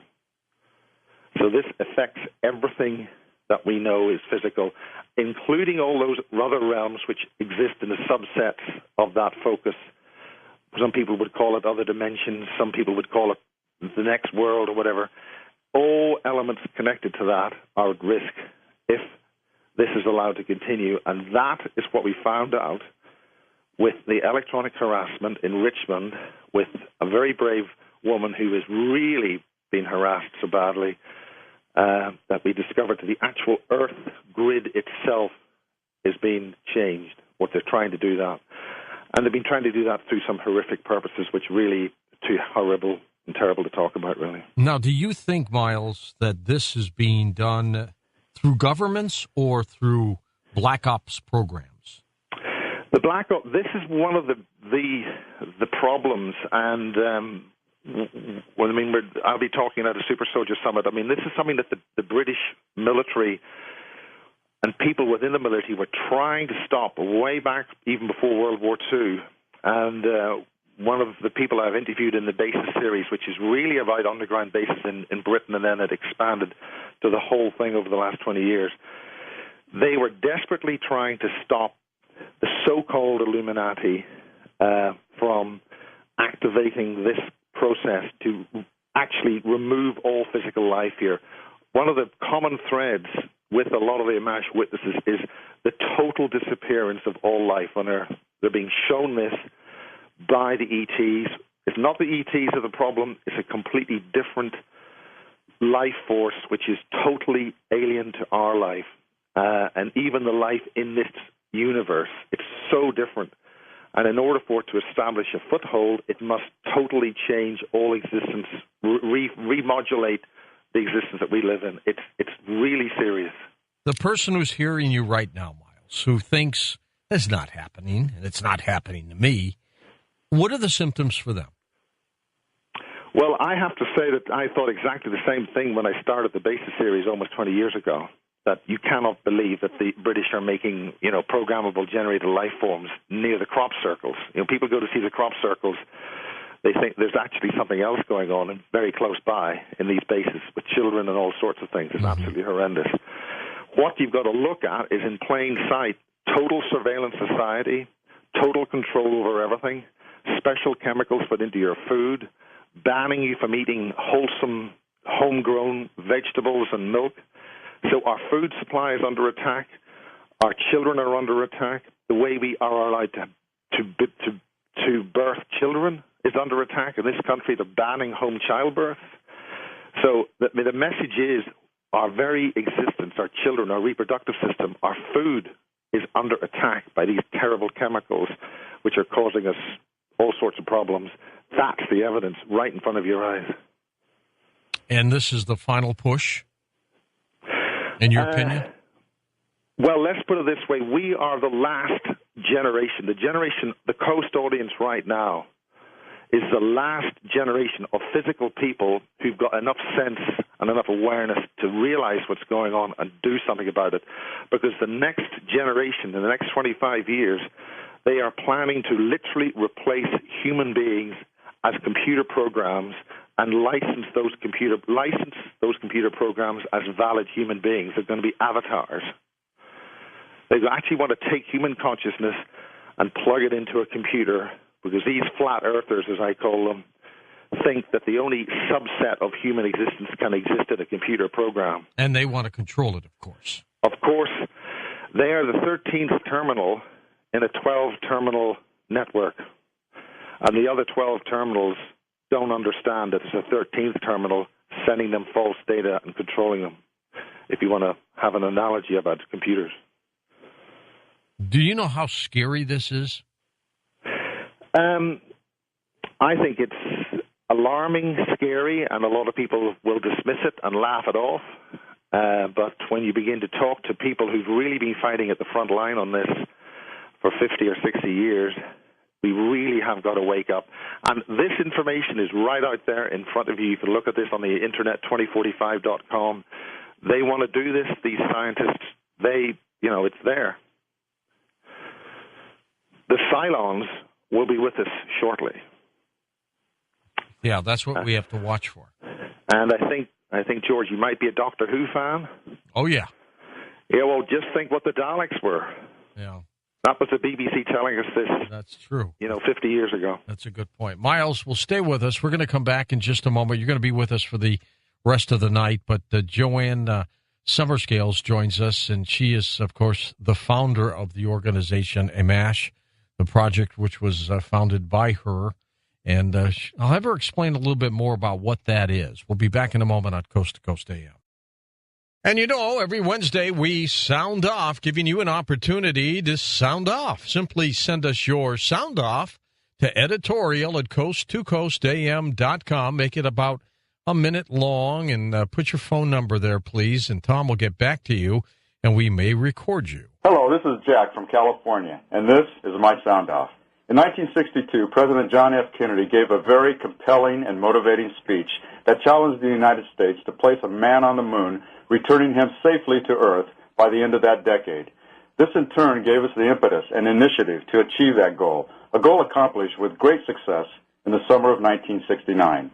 While there are many who would question the validity, sanity, or expense of NASA and our space program, this in a country of such extravagant wastefulness, mismanagement of resources, and misappropriation of tax dollars as we see here in the United States, I would counter. Unfortunately, we have allowed a few myopic, narrow-minded, and unimaginative politicians to decide for the rest of us that manned exploration of the final frontier is just too darn expensive, and in the end, inherently quite dangerous. We should expect more from our government. We deserve a better vision and purpose from our leadership, and future generations deserve much better from this generation. Mars is waiting, and I know we are ready for that challenge. This is Jack from California, and this has been my sound off. And welcome back to Coast. Miles Johnston with us, and of course we're going to bring in Joanne Summerscales. Now, Joanne founded AMISH, which is the Anomalous Mind Management Abductee Contactee Helpline, back a few years ago. Very strong interest and experiences of humanity. And here is Joanne with Miles. Hello, Joanne. How are you? Oh, hello, George. Nice to speak to you. You too. And Miles, she's with us as well. Yeah, and what a great girl. Tell us a little bit. I just want to say, George, we've only been going just over 2 years. It was actually January 23rd, 2011, but a lot has happened in that time. My goodness. It sure has. Tell us about how you started the organization, Joanne, and what it does. Well, my personal background sort of goes across sort of media and sort of communication, and I've been researching human consciousness and wellness. I'm a therapist as well, and as I kind of grew up and had people around me who were having experiences, and also I met an amazing man called Sixto Paz Wells. I don't know if you've come across him. He's kind of the best friend of mine, who's a Colombian girl, and he's been a contactee since he was 17. He's now in his 50s.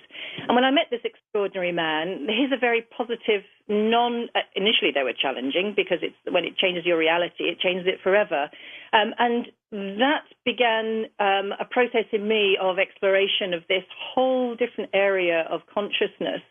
And then I began to meet people who were telling me that, and read material, of course, that people were suffering and having a lot of trauma experience, and as severe as post-traumatic stress disorder, related to these anomalous experiences, which is why AMASH has the odd title it has, because we don't know what these experiences are. Clearly, there is some mind management element from the ETs or EDs, extra dimensionals, if you like, and or the human element feeds into all of this. Could you say, Joanne, at this point, what percent might be the largest of the three areas you just mentioned?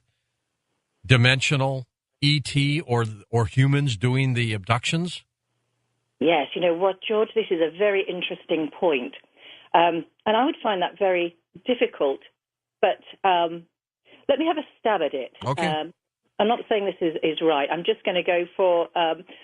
I would say that overall, probably around about 60%, I'm just extrapolating this from all the interviews I've done, because whilst we put out interviews on YouTube, as Miles said earlier, there's also a huge back story going on with the people I interview on Skype and speak to by email and all the rest of that. And I would say a good 60% are talking about extra-dimensional, some very physical, absolutely physical relationships and aspects to this as well. And I myself have just touched in with, I'm not an experiencer, as they call these, this group of people who have these anomalous events happen to them. But I'd say about 60% are perhaps without the military element, as far as they're aware, as far as they have reported so far. So that leaves a huge whacking 40% with some kind of human interaction, human collusion.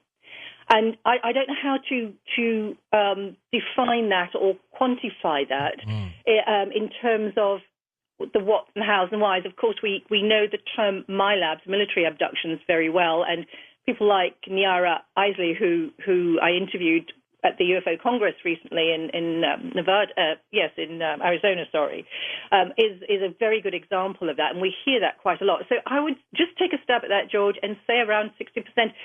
And that's as far as I can gather from just over two years' work and the research work I've done over time. That's kind of frightening, though, Joanne, isn't it? Knowing that that's out there and that these entities are doing this?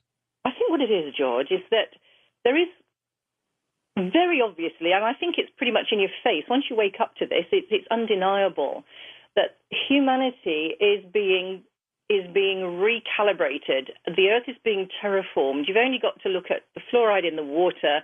Just if you take only that, you've got to look at the monster that Monsanto is and what's happening with that. You've only got to look at the chemtrailing and what that is doing to people. So, you know, it is phenomenal. And I was reading an article from the lady who did the Love Bite series or book, Eve. I'm not sure if I said, I think it's Lorgan, I'm sorry.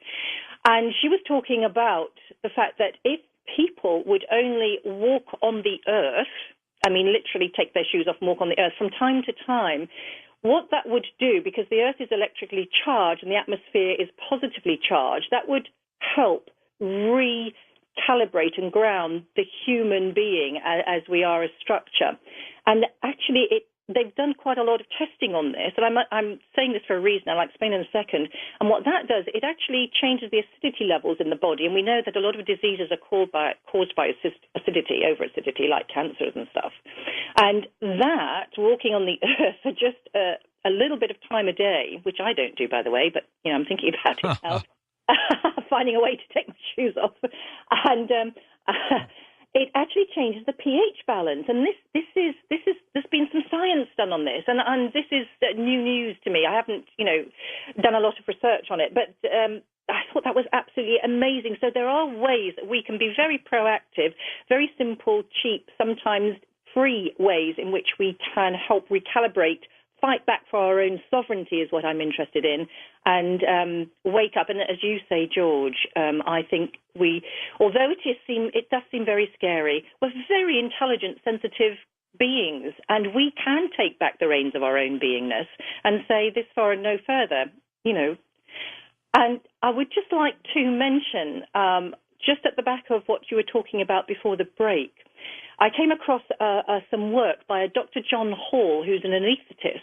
I think he was out in the Texas areas. And he wrote a book called The New Breed, Satellite Terrorism in America. And I tell you, George, I read that book about a year ago. I think it's a 2009 publication. And I was shocked and re-educated yet again to another level in which nefarious parties are being able to use satellite downtime to track and surveil people. So this is another level that feeds into the gang stalking, and which is a phrase I'd never heard before I began AMASH, by the way. And the reason I did it, part of your question, is because no one's listening to these people, and these people have some very important information to share if you can make them feel safe and comfortable and valued. So often in our lives, there is that life is busy, we're all struggling to pay our bills, and look at these bills. My colleague recently was talking about her electricity and gas bills, and it's crippling her, and she's on a very good salary in the UK. And how, so they've got us by the short and curlies, as they say, in terms of utilities. Now, I'm also speaking to somebody in the UK, and I know that, around the planet, there are people now, a whole swathe of people who have developed alternative energy, and this is another passionate area of interest of mine. There's quantum physics feeding into it, of course. And this person I've been talking to just of last night was talking about this device that they've created, which is made from off-the-shelf components, is very, very inexpensive, could probably market for around $1,500, and everyone could have one. And it's an energy generator. And for like the house. Pardon? For your house, for example. For your house, yes. But of course you can scale that up or scale it down as well. And so this is very exciting. This same person who is an experiencer, interestingly enough, has also... They were a little bit unhappy about having their experiences sort of foisted upon them. That is, they didn't seem to have a choice whether these entities interacted or not, and didn't seem to be able to control that. So with his inventor head-on, he came up with... it's all to do with energy and frequency, of one kind or another, it seems. And don't ask me about the Hertzian and all the rest of that side of it. Miles will know more about that side. Understand. But he has found a way to create, I don't know whether you'd call it a standing wave, anyway, but some kind of gateway portal by generating particular frequencies where, this is in his home, this little device. He makes portals in his house, huh? Well, what it is, it's a device which can generate certain frequencies, which has the ability that he has found, and he's used this device on more than one occasion, to create, let's say, an interface opportunity for these others to interact. And as he said to me, Joanne, if you do want to use this, be really careful, because at the moment he doesn't know how to shut it off. He doesn't have a doorman. No. He doesn't have a bouncer on the door to throw any entities out that they don't want. So we're looking at getting together a scientific experiment where there'd be, a few of us of some ability and experience, and not that means anything in this dimension, I don't know, to interact and to experience this. He said what he did, he switched this thing on, and over the period of, it can be some hours or 2 or 3 days, so it isn't just a matter of minutes necessarily. He had visitors, let's call it, generated, because he had obviously he'd seen they'd seen an opportunity to interface and come through and impact on his material physical world. So this is what happens with the ET or ED experience of the experiencers. They're constantly transiting these different dimensions. And at the moment, I'm helping one of our experiencers who's had a hell of a life, who's an ex-special services in the UK, was in Northern Ireland, has had unbelievable experiences of a very challenging nature. And let me bring Miles in for a second here, Joanne. Miles, as we've talked about the various possibilities of human interaction, ETs, or even dimensional, as Joanne mentioned, which area or of those three areas, which one concerns you the most, or are they all a problem? Well, it's the dimensional aspects, and what Joanne has been talking about there, about if you make a particular device, you can actually then see the other entities which are hanging around us, and that's part of ordinary electrical theory, and it's a suppression of that theory and the corruption of the physics, which is giving us the kind of energy system we've got today. Whereas if we turn the clock back and we use the original equations, Maxwell's equations, as they originally were constructed, we can give ourselves domestic energy systems which doesn't need this power grid. And in fact, Joanne had a close friendship with a guy called John Searle. Oh yeah, we know John. What happened with John Searle was he was thrown in jail and fined because he was breaking his connection with the energy grid. That was the main reason. It was because he was actually making his own electricity at home and didn't need to be plugged into the English energy grid. He's out now, and maybe actually, I don't know. I don't know if he actually went to prison. He was certainly in court, and I think the judge. Well, his life was essentially turned over. Oh yeah, he had a hard time, sure. Yeah. But the judge actually, in the end, said to the electricity company that how clever was this man, i.e. John Searle, who'd had this device in his house for many years, and that they could prove no misdoing, in fact, at the end of the day. So that's very interesting. This was one of the crucial signatures which alerted me to find out why was the terrible thing to unplug from the grid, and that law only applied in Great Britain, England, and Wales. If he'd done it in Scotland or Northern Ireland, they wouldn't have had that excuse to basically walk in and take away his kit. So this is why it's so important to look at the subtle aspects, and why to this day people who do come up with new energy devices. I mean, I was talking to some other physicists in their research. They'd come up with a device which produced new energy and energy much more efficiently, and as soon as he'd finished it, his research department was closed down and he was no longer employed by the university. So we have the scientists as well caught by the short and curlies as we use in the UK. And that is another signature that there's something really wrong, and we've got to really wake up and start taking action about this. And again, the witnesses and what Joanne was referring to about the military is that they've been doing stuff of an interdimensional nature, and it's caused problems, and that's part of some of the work that I've been doing over the last 20 years. But that is the kind of work that Joanne has just referred to, which is crucial, and that is why the AMASH project is so crucial to get disclosure through exposure, to put it out there and make sure people can't ignore it.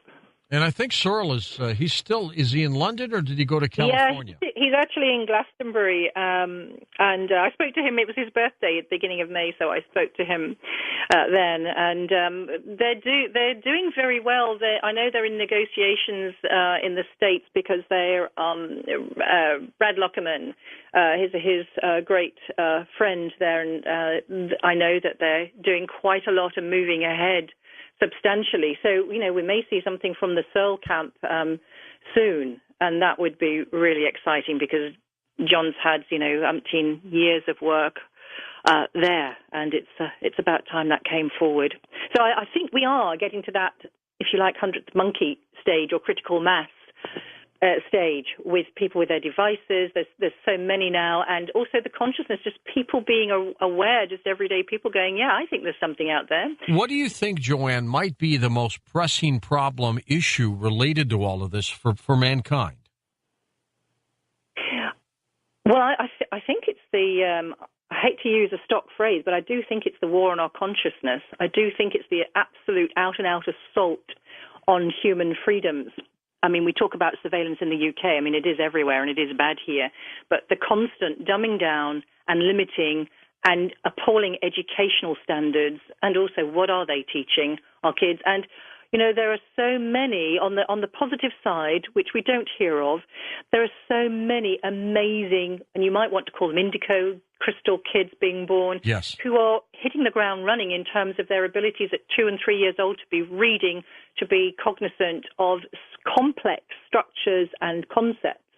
So I actually think that through a sneaky back door, the consciousness of the super consciousness of humanity is moving right along there. And what we are seeing and constantly bombarded with is this overt negative suppression. So it is that. It's our freedom. You know, one of the reasons I started a MASH is because who listens to these people? Who gives them a platform to speak and share? And do you know what, George? I can't tell you what it takes for these people to come forward and not even to speak to me on the phone, not even going public, but just, you know, we did an interview with a young man called Jeff Scott, and Jeff had been had some experiences within the rave scene and all that kind of structure. Well, that's kind of new territory for me. I don't know about that scene. However, so I didn't think anything more of it. I thought it was an interesting interview and great for Jeff to come forward. He was also a speaker recently at our Spring AMASH conference in Nottingham. And then I had a guy from America, because although this is a UK resource, I'm getting people from all over the world calling, and a lot from America and Canada as well. And this young man called, and he said, I want to ring you, having seen Jeff's interview. He said, because after 12 years, I'm going to break my silence. He said, I don't want to go public. Personally, I have a family, and this is always an issue. So I don't want to bring them into any kind of stress or distress. Well, I understand, but many of them are coming forward. Joanne, we're out of time here for you. I want to thank you for joining us. Miles, stick around. We're going to take phone calls, and we've got a couple more folks to pop in here as we talk about electronic harassment. We're going to have some more stories from some more folks in just a moment with Miles Johnston. Plus, we'll take your phone calls with him right here on Coast to Coast AM. And welcome back to Coast with Miles Johnston, and we'll take your calls as well as we talk about electronic harassment. But this, Miles, goes way beyond that, because a lot of the people that you've worked with, people that you know, have experienced very strange extraterrestrial events as well, haven't they? Yes, I think that your next guest, Marie, if anybody who's suffered, she has, with the loss of her daughter, and on the amash.co.uk website, there's a piece of artwork which was painted by her daughter 2 hours before she died, and the circumstances of that are so bizarre that really it's not enough time really to even to think about going into it. But the important thing is that Marie has had a number of very negative contacts, but also she's had one of the most inspirational contacts with beings of light.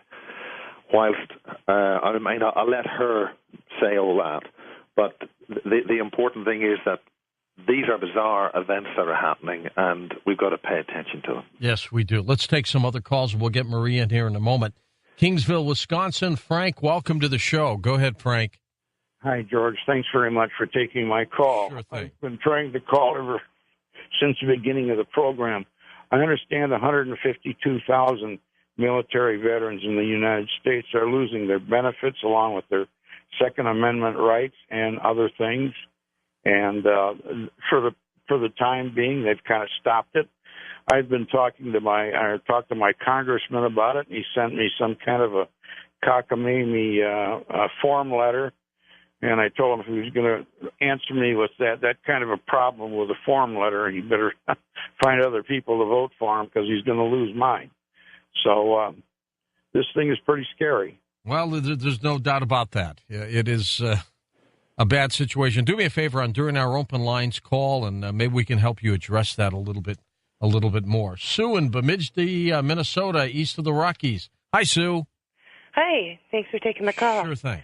I wanted to kind of give people a heads up about this, the gang stalking and targeting of people.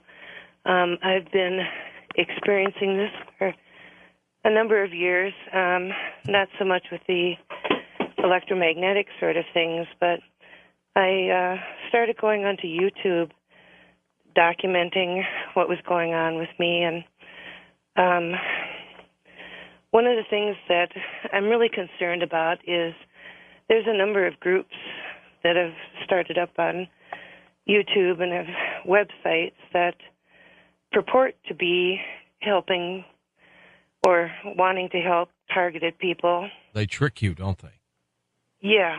They're basically what they're doing is they're harvesting victims. And there's one guy, well, a couple of people in particular, that is doing some things that are just really frightening. And they're out of the Ohio area where Derek Robinson is. And the FFCHS has been promoting these people. And I just want to get a warning out to people that these guys are some really dangerous people that are contacting people that are kind of at the end of their rope and looking for help, and they're saying that they're going to help them, and what they basically do is re-victimize them and really put them in a lot of danger. And this one guy, he's been kicked off of YouTube 3 times that I know of now, and he just started up another channel. But he goes by Track a Stalker and Taps Foundation, and he's put his name out as Todd Sterling. Well, let's get Miles's reaction. Miles, how do you protect yourself from the unscrupulous ones?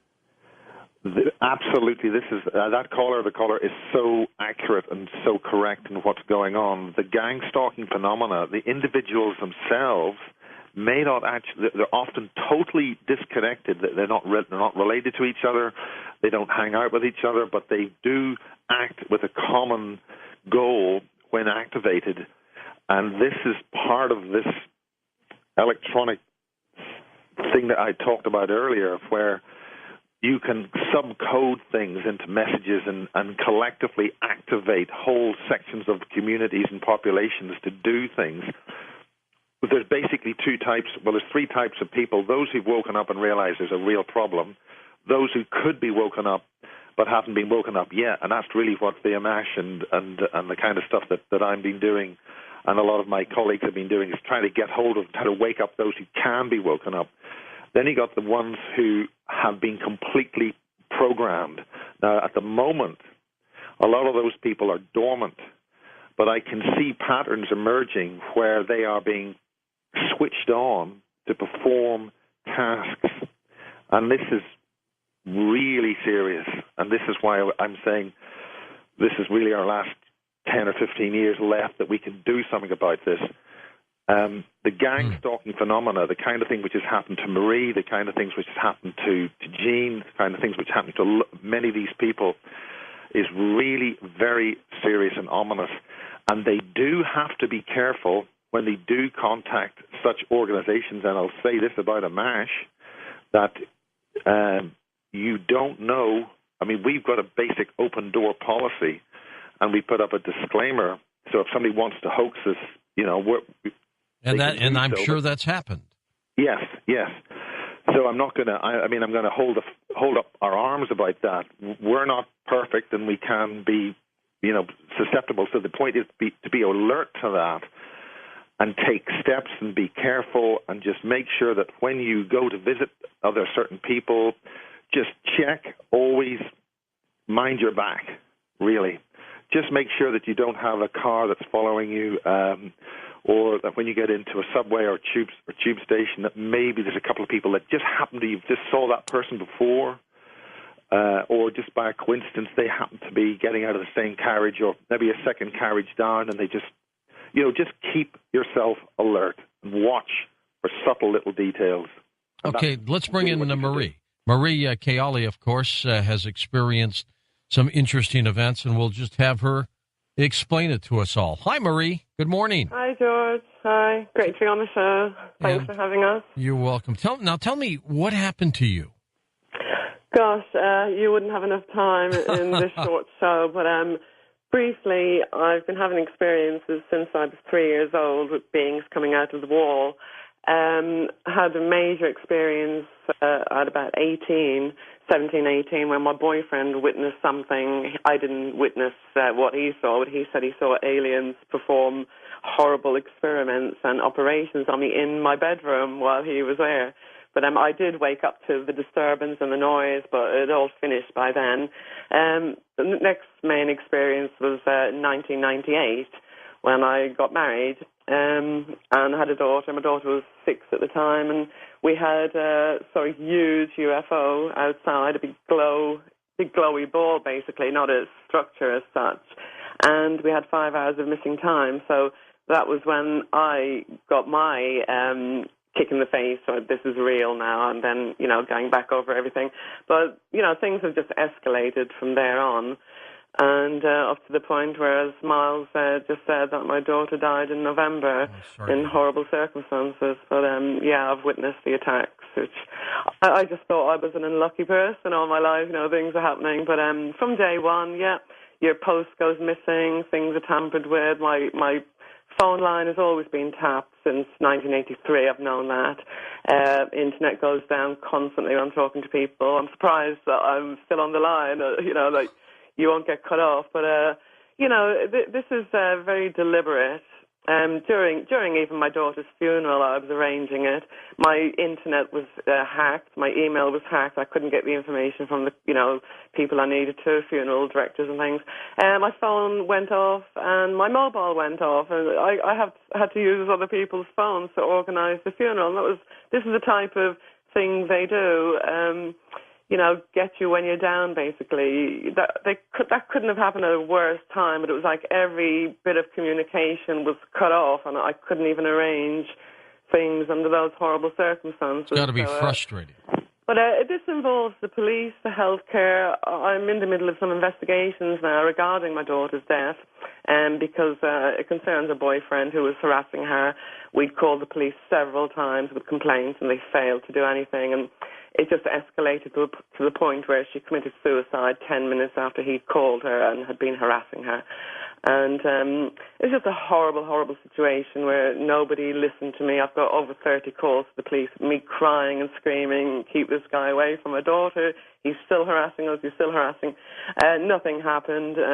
He's disappeared now. The inquest is on the 17th of June. Well, the problem is, Marie, I think, the problem is that not many organizations will understand this, one, and two, believe you, too. So, when you say you called 30 times...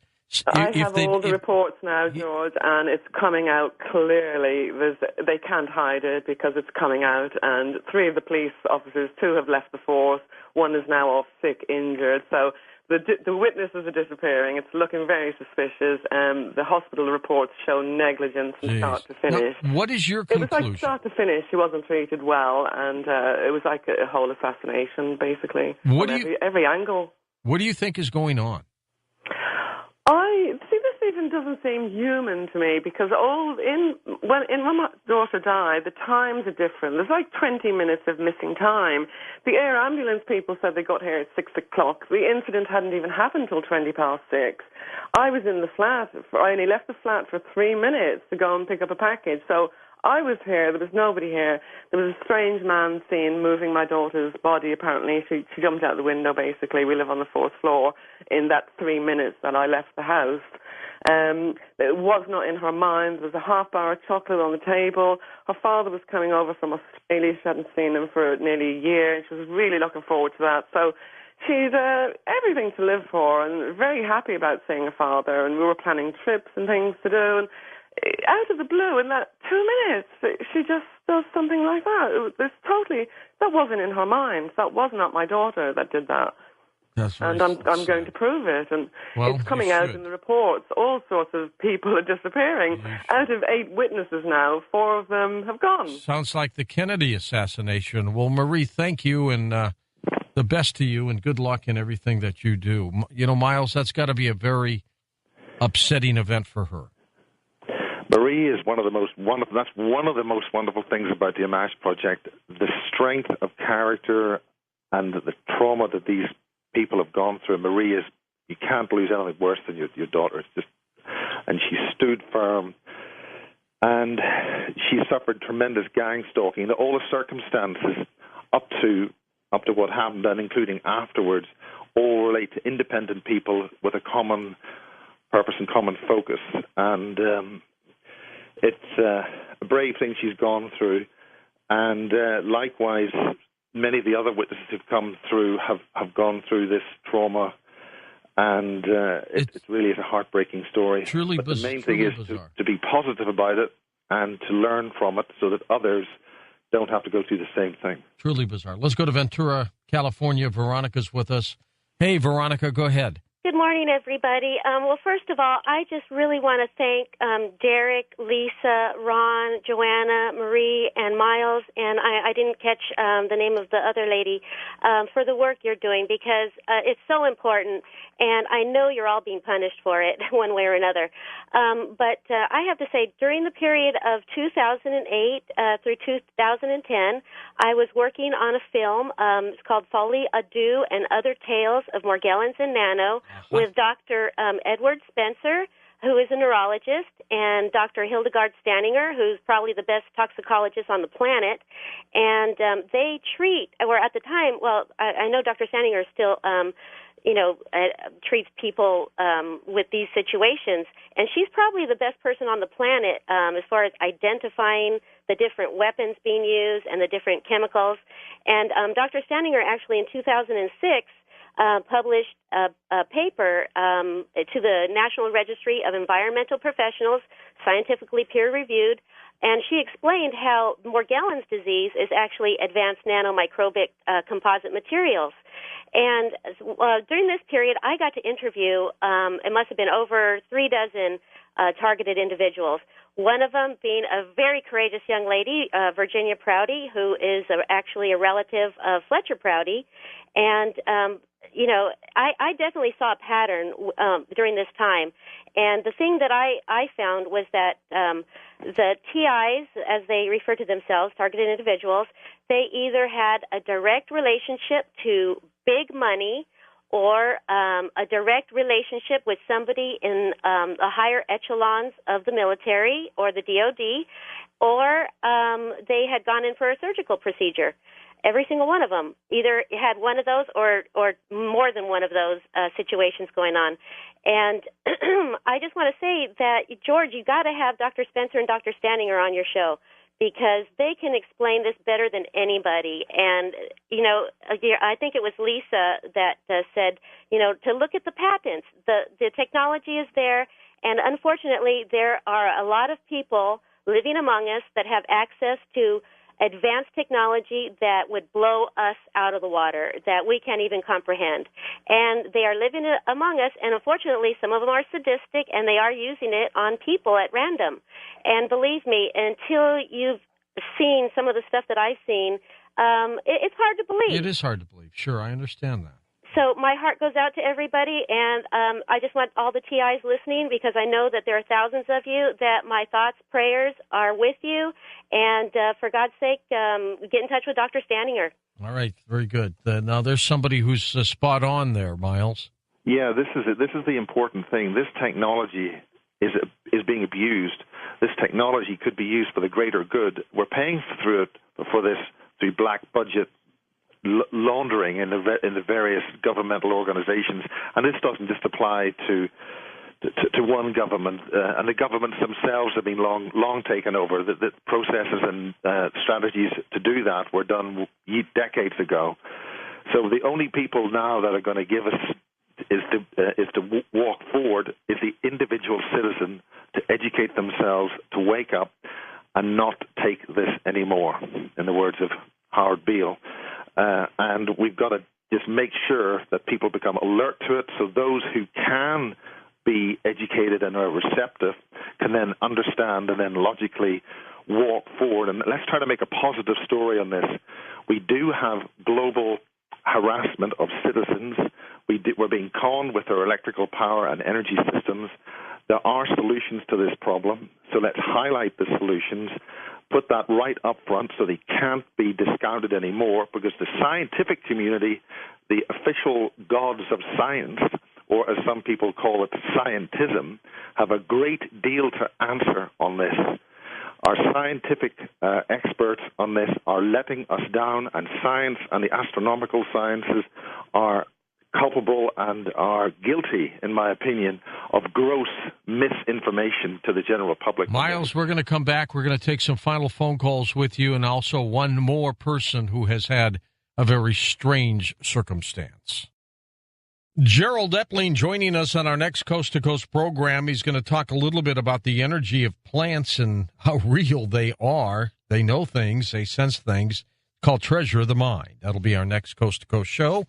And when we come back in a moment, we will have final calls as we talk about electronic harassment.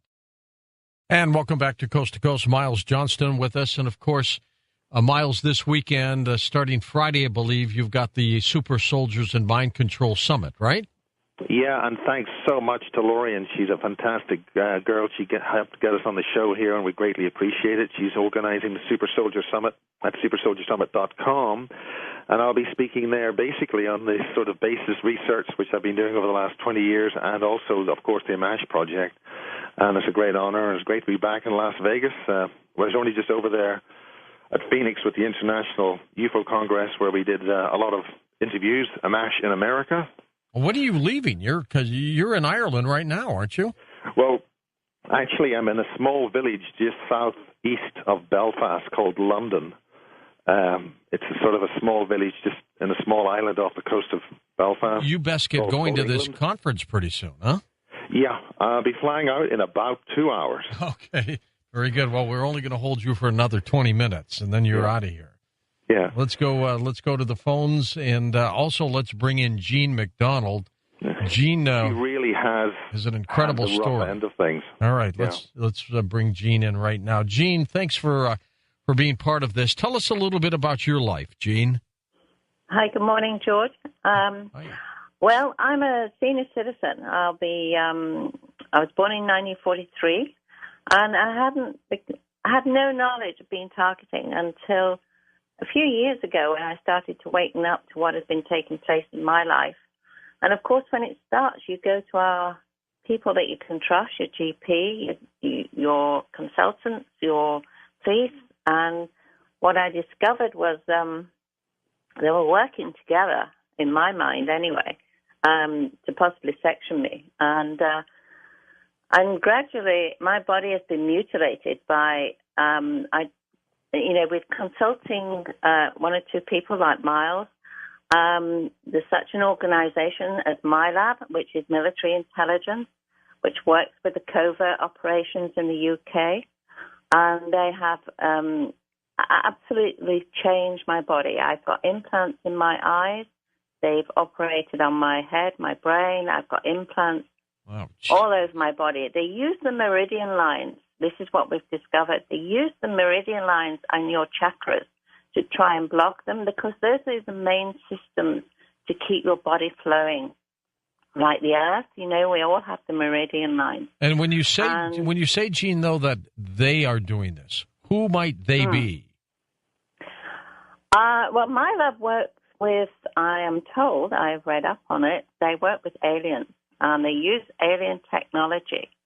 And by using the alien technology, they can do practically anything. In fact, I would say with what they've done to my body, they could clear our national health hospitals tomorrow. They've got such advanced medical technology. And all this is done during the night sleeping hours. And I've spoken with Barry Trowers, who's an ex-government scientist in the UK, and he's confirmed to me the work from the astral. I mean, they can just rent out a property close to yours, and they can conduct all these acts on your body through the astral. But they can also, I'm told, come in through the walls, because I was confused as to how these things could happen. I wake up in the morning and find my eyes felt like they've been lasered. And operations had taken place, marks on my body. My body is quite badly marked now. And when I spoke to Barry, it was he that confirmed that these operations can be conducted from the astral. So it's all alien technology. Why do you think you've been singled out?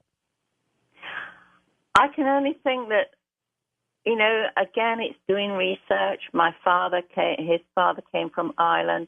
He was a very rare blood group, the O blood group. I'm a rhesus blood group. Members of my family are. And if I look back now, it does begin to have certain similarities to other people. I always had nosebleeds as a child. Even as an adult, I had nosebleeds. I was always outspoken, and I always saw when things were being done that shouldn't have been being done, and I spoke out about it. So probably I was too vocal. I worked in TV documentaries, and I worked on quite a few strong documentary cases, like the ritual murder in London of a little boy whose torso was found in the Thames. Oh, jeez. The Exocet missiles that was found in the Falklands Isles, in the Falklands War. The Saddam Hussein, how he came to power.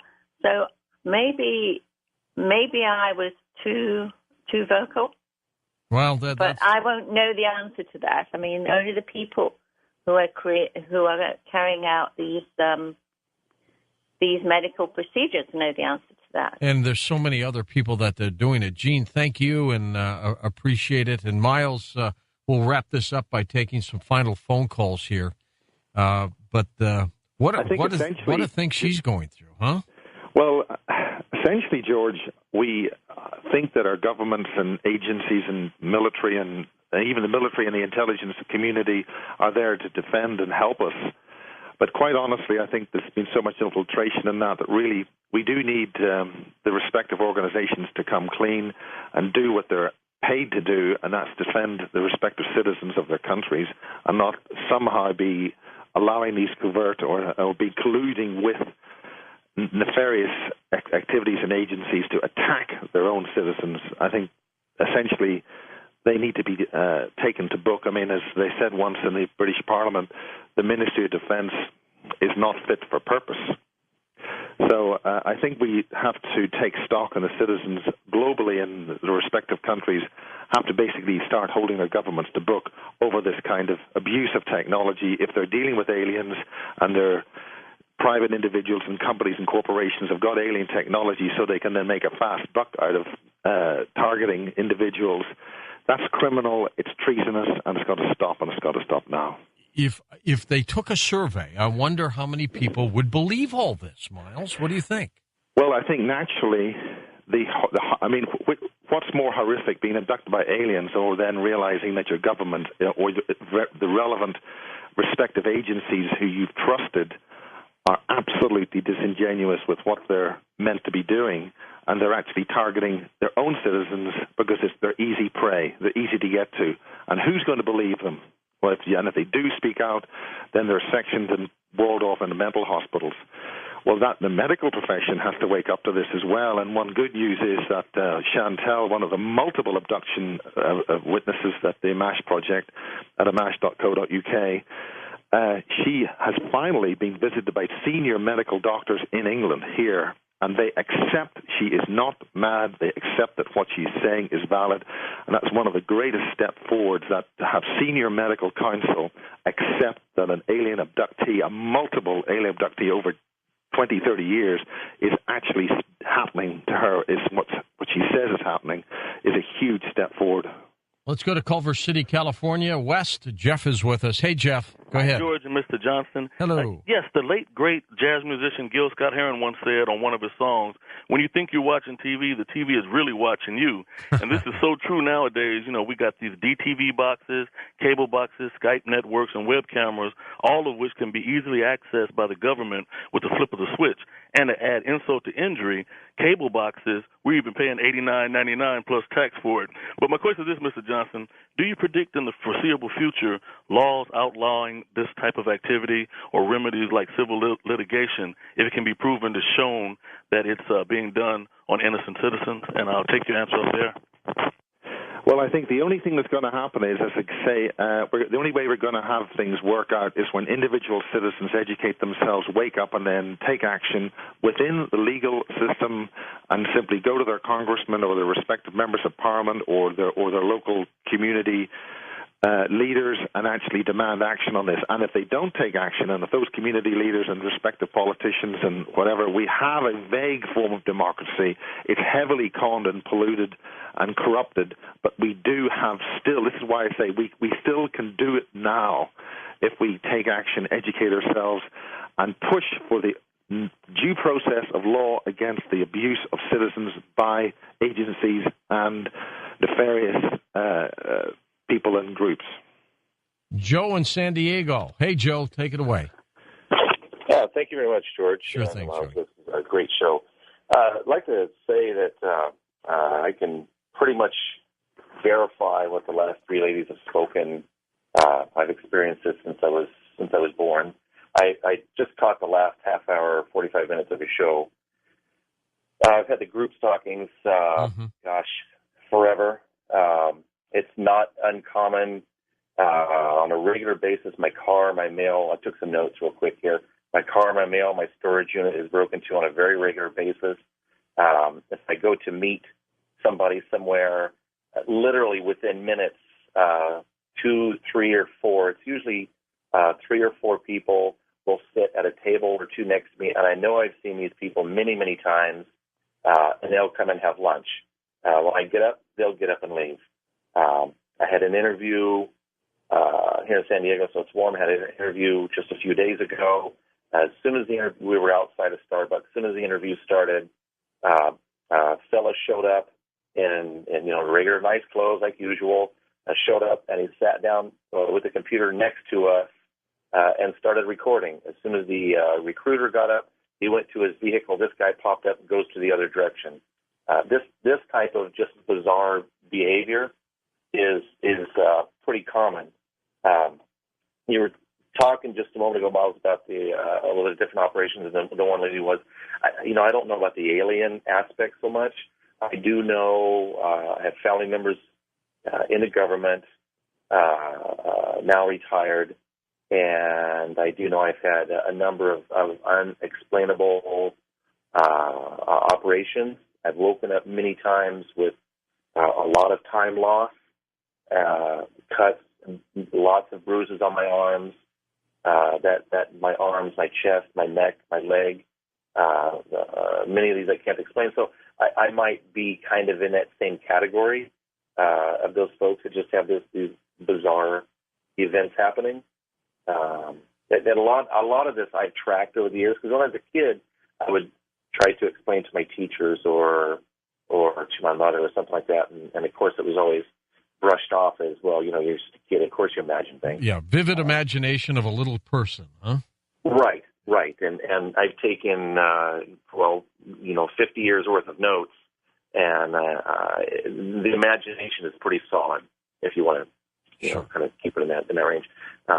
There are interesting events that have happened. I ride a motorcycle, and this is again a very interesting thing. You might like this with your electronic field that you were talking about. I take a ride out to Glamis, which is a few hours away. It's not really the super hot part of the season. It's just it was hot. This was a couple years ago. So I ride my motorcycle out there. It's nice and cool. The air is blowing on me. It's probably 80 degrees, 80, 90 degrees. I'm going out there. I get toward the Salton Sea area, coming from Julian, and you have to Google Map and see where I'm going, out towards Glamis. And as soon as I start getting out towards this Burley area, I get hit with what is just like feel like heat stroke temperature. And I'm thinking, my God, this is just insanely hot. So I get to the first place, which is some shade, and it's like a little rest area just for the motorcyclists that pull over and unload their trailers and all that stuff. So I tried to hide out, and as long as I was in the shade, or at least under the overhang, I was cool. I made it to my other point, which is about 20 miles up the road, and my God, it was insane. Like I was boiling inside. I couldn't take it, so I turned around and came back I passed out when I was up there. I rested. I saw a little bit of shade, and I was still out and exposed. But it was not like a regular sunshine. It was like just insane, like microwave heat. I come back, heading up towards Salton Sea. There's a little border crossing. You go through there. While I'm in the line at the border crossing, I'm getting super dizzy, super lightheaded. I'm starting to wobble on my bike. Well, right now you're stopped, so I'm not driving, so it's safe. And I tell the Border Patrol, I need to pull over, I need to rest. Can I get to your shade? You know, they got this big overhang, this big metal overhang thing. And he said, no, you can't be in our overhang. You can go over there and park, by the open area in the trash can. So I go over there and park. As soon as I get off my bike, I pass out. Well, first I pass out on a bike. Jeez. Did you fall off it? No, I make it, it was like 15, 20 minutes. I mean, my head's laying on the gas tank. I'm just completely worn out. Now, you got to realize my motorcycle never overheated. It stayed at the same temperature. I have electronic temperature gauge on there. Yeah. See it. Well, you're probably being electronically bombarded. Only have a few seconds left here, Miles. Maybe time for one more call or two. But give me your quick reaction. What do you think happened to him?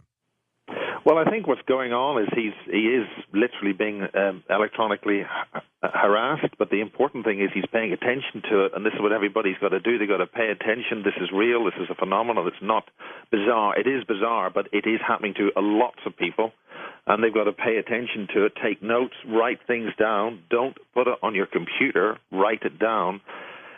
Try to find a pattern, and then take suitable action to protect yourself. Like you said in the beginning, you didn't believe any of this, did you? Yeah, I didn't believe any of it, but now it's clear the evidence is there. It is happening. Citizens at home are under attack in their respective countries by various agencies who are abusing technology, and maybe that's why we need super soldiers to fight it, and I'll be at the supersoldiersummit.com conference at the weekend at Henderson in the Fiesta Casino on Saturday and Sunday. What kind of folks show up for that? I think what's showing up there is people who are beginning to wake up and find out what's going on, and then there will, of course, be people turning up who want to find out who else is finding out what's going on. So I think there'll be a lot of snoops. I've had my email this morning hacked, so already? Right? Already. Well, let's hope they don't cancel your plane. Oh, I'll hope not. Has that ever happened to you? No, I just respect all the relevant authorities, and God bless America. It's a great place. You've got a great country and a great network there. And thanks for allowing amash.co.uk to be on it. The email there for anybody is amash@hotmail.co.uk, and that's AMMACH. Miles, you have a safe trip, and get here in one piece, okay? Great. Well, we listen to Coast here online in the UK, and it's a great thing. And keep up the good work, George, and the rest of the team. All right. That's Miles Johnson. Websites are all linked up at coasttocoastam.com. On the face of it, when you hear these stories, you think, oh, come on, they're way too far out there. People being electronically harassed. But even think of our past guest, Roger Tolsis, who has said that he has cases of people who have been electronically harassed. Just a bizarre series of stories. For Dan Galante, Tom Danheiser, Lisa Lyon, Lex Lonehood, Sean Ladesseur, Stephanie Smith, Chris Burrows, George Knapp, John B. Wells, Ian Punnett, and Art Bell, I'm George Norrie, somewhere out there on Coast to Coast AM. We'll see you on our next edition. Until then, be safe, everyone.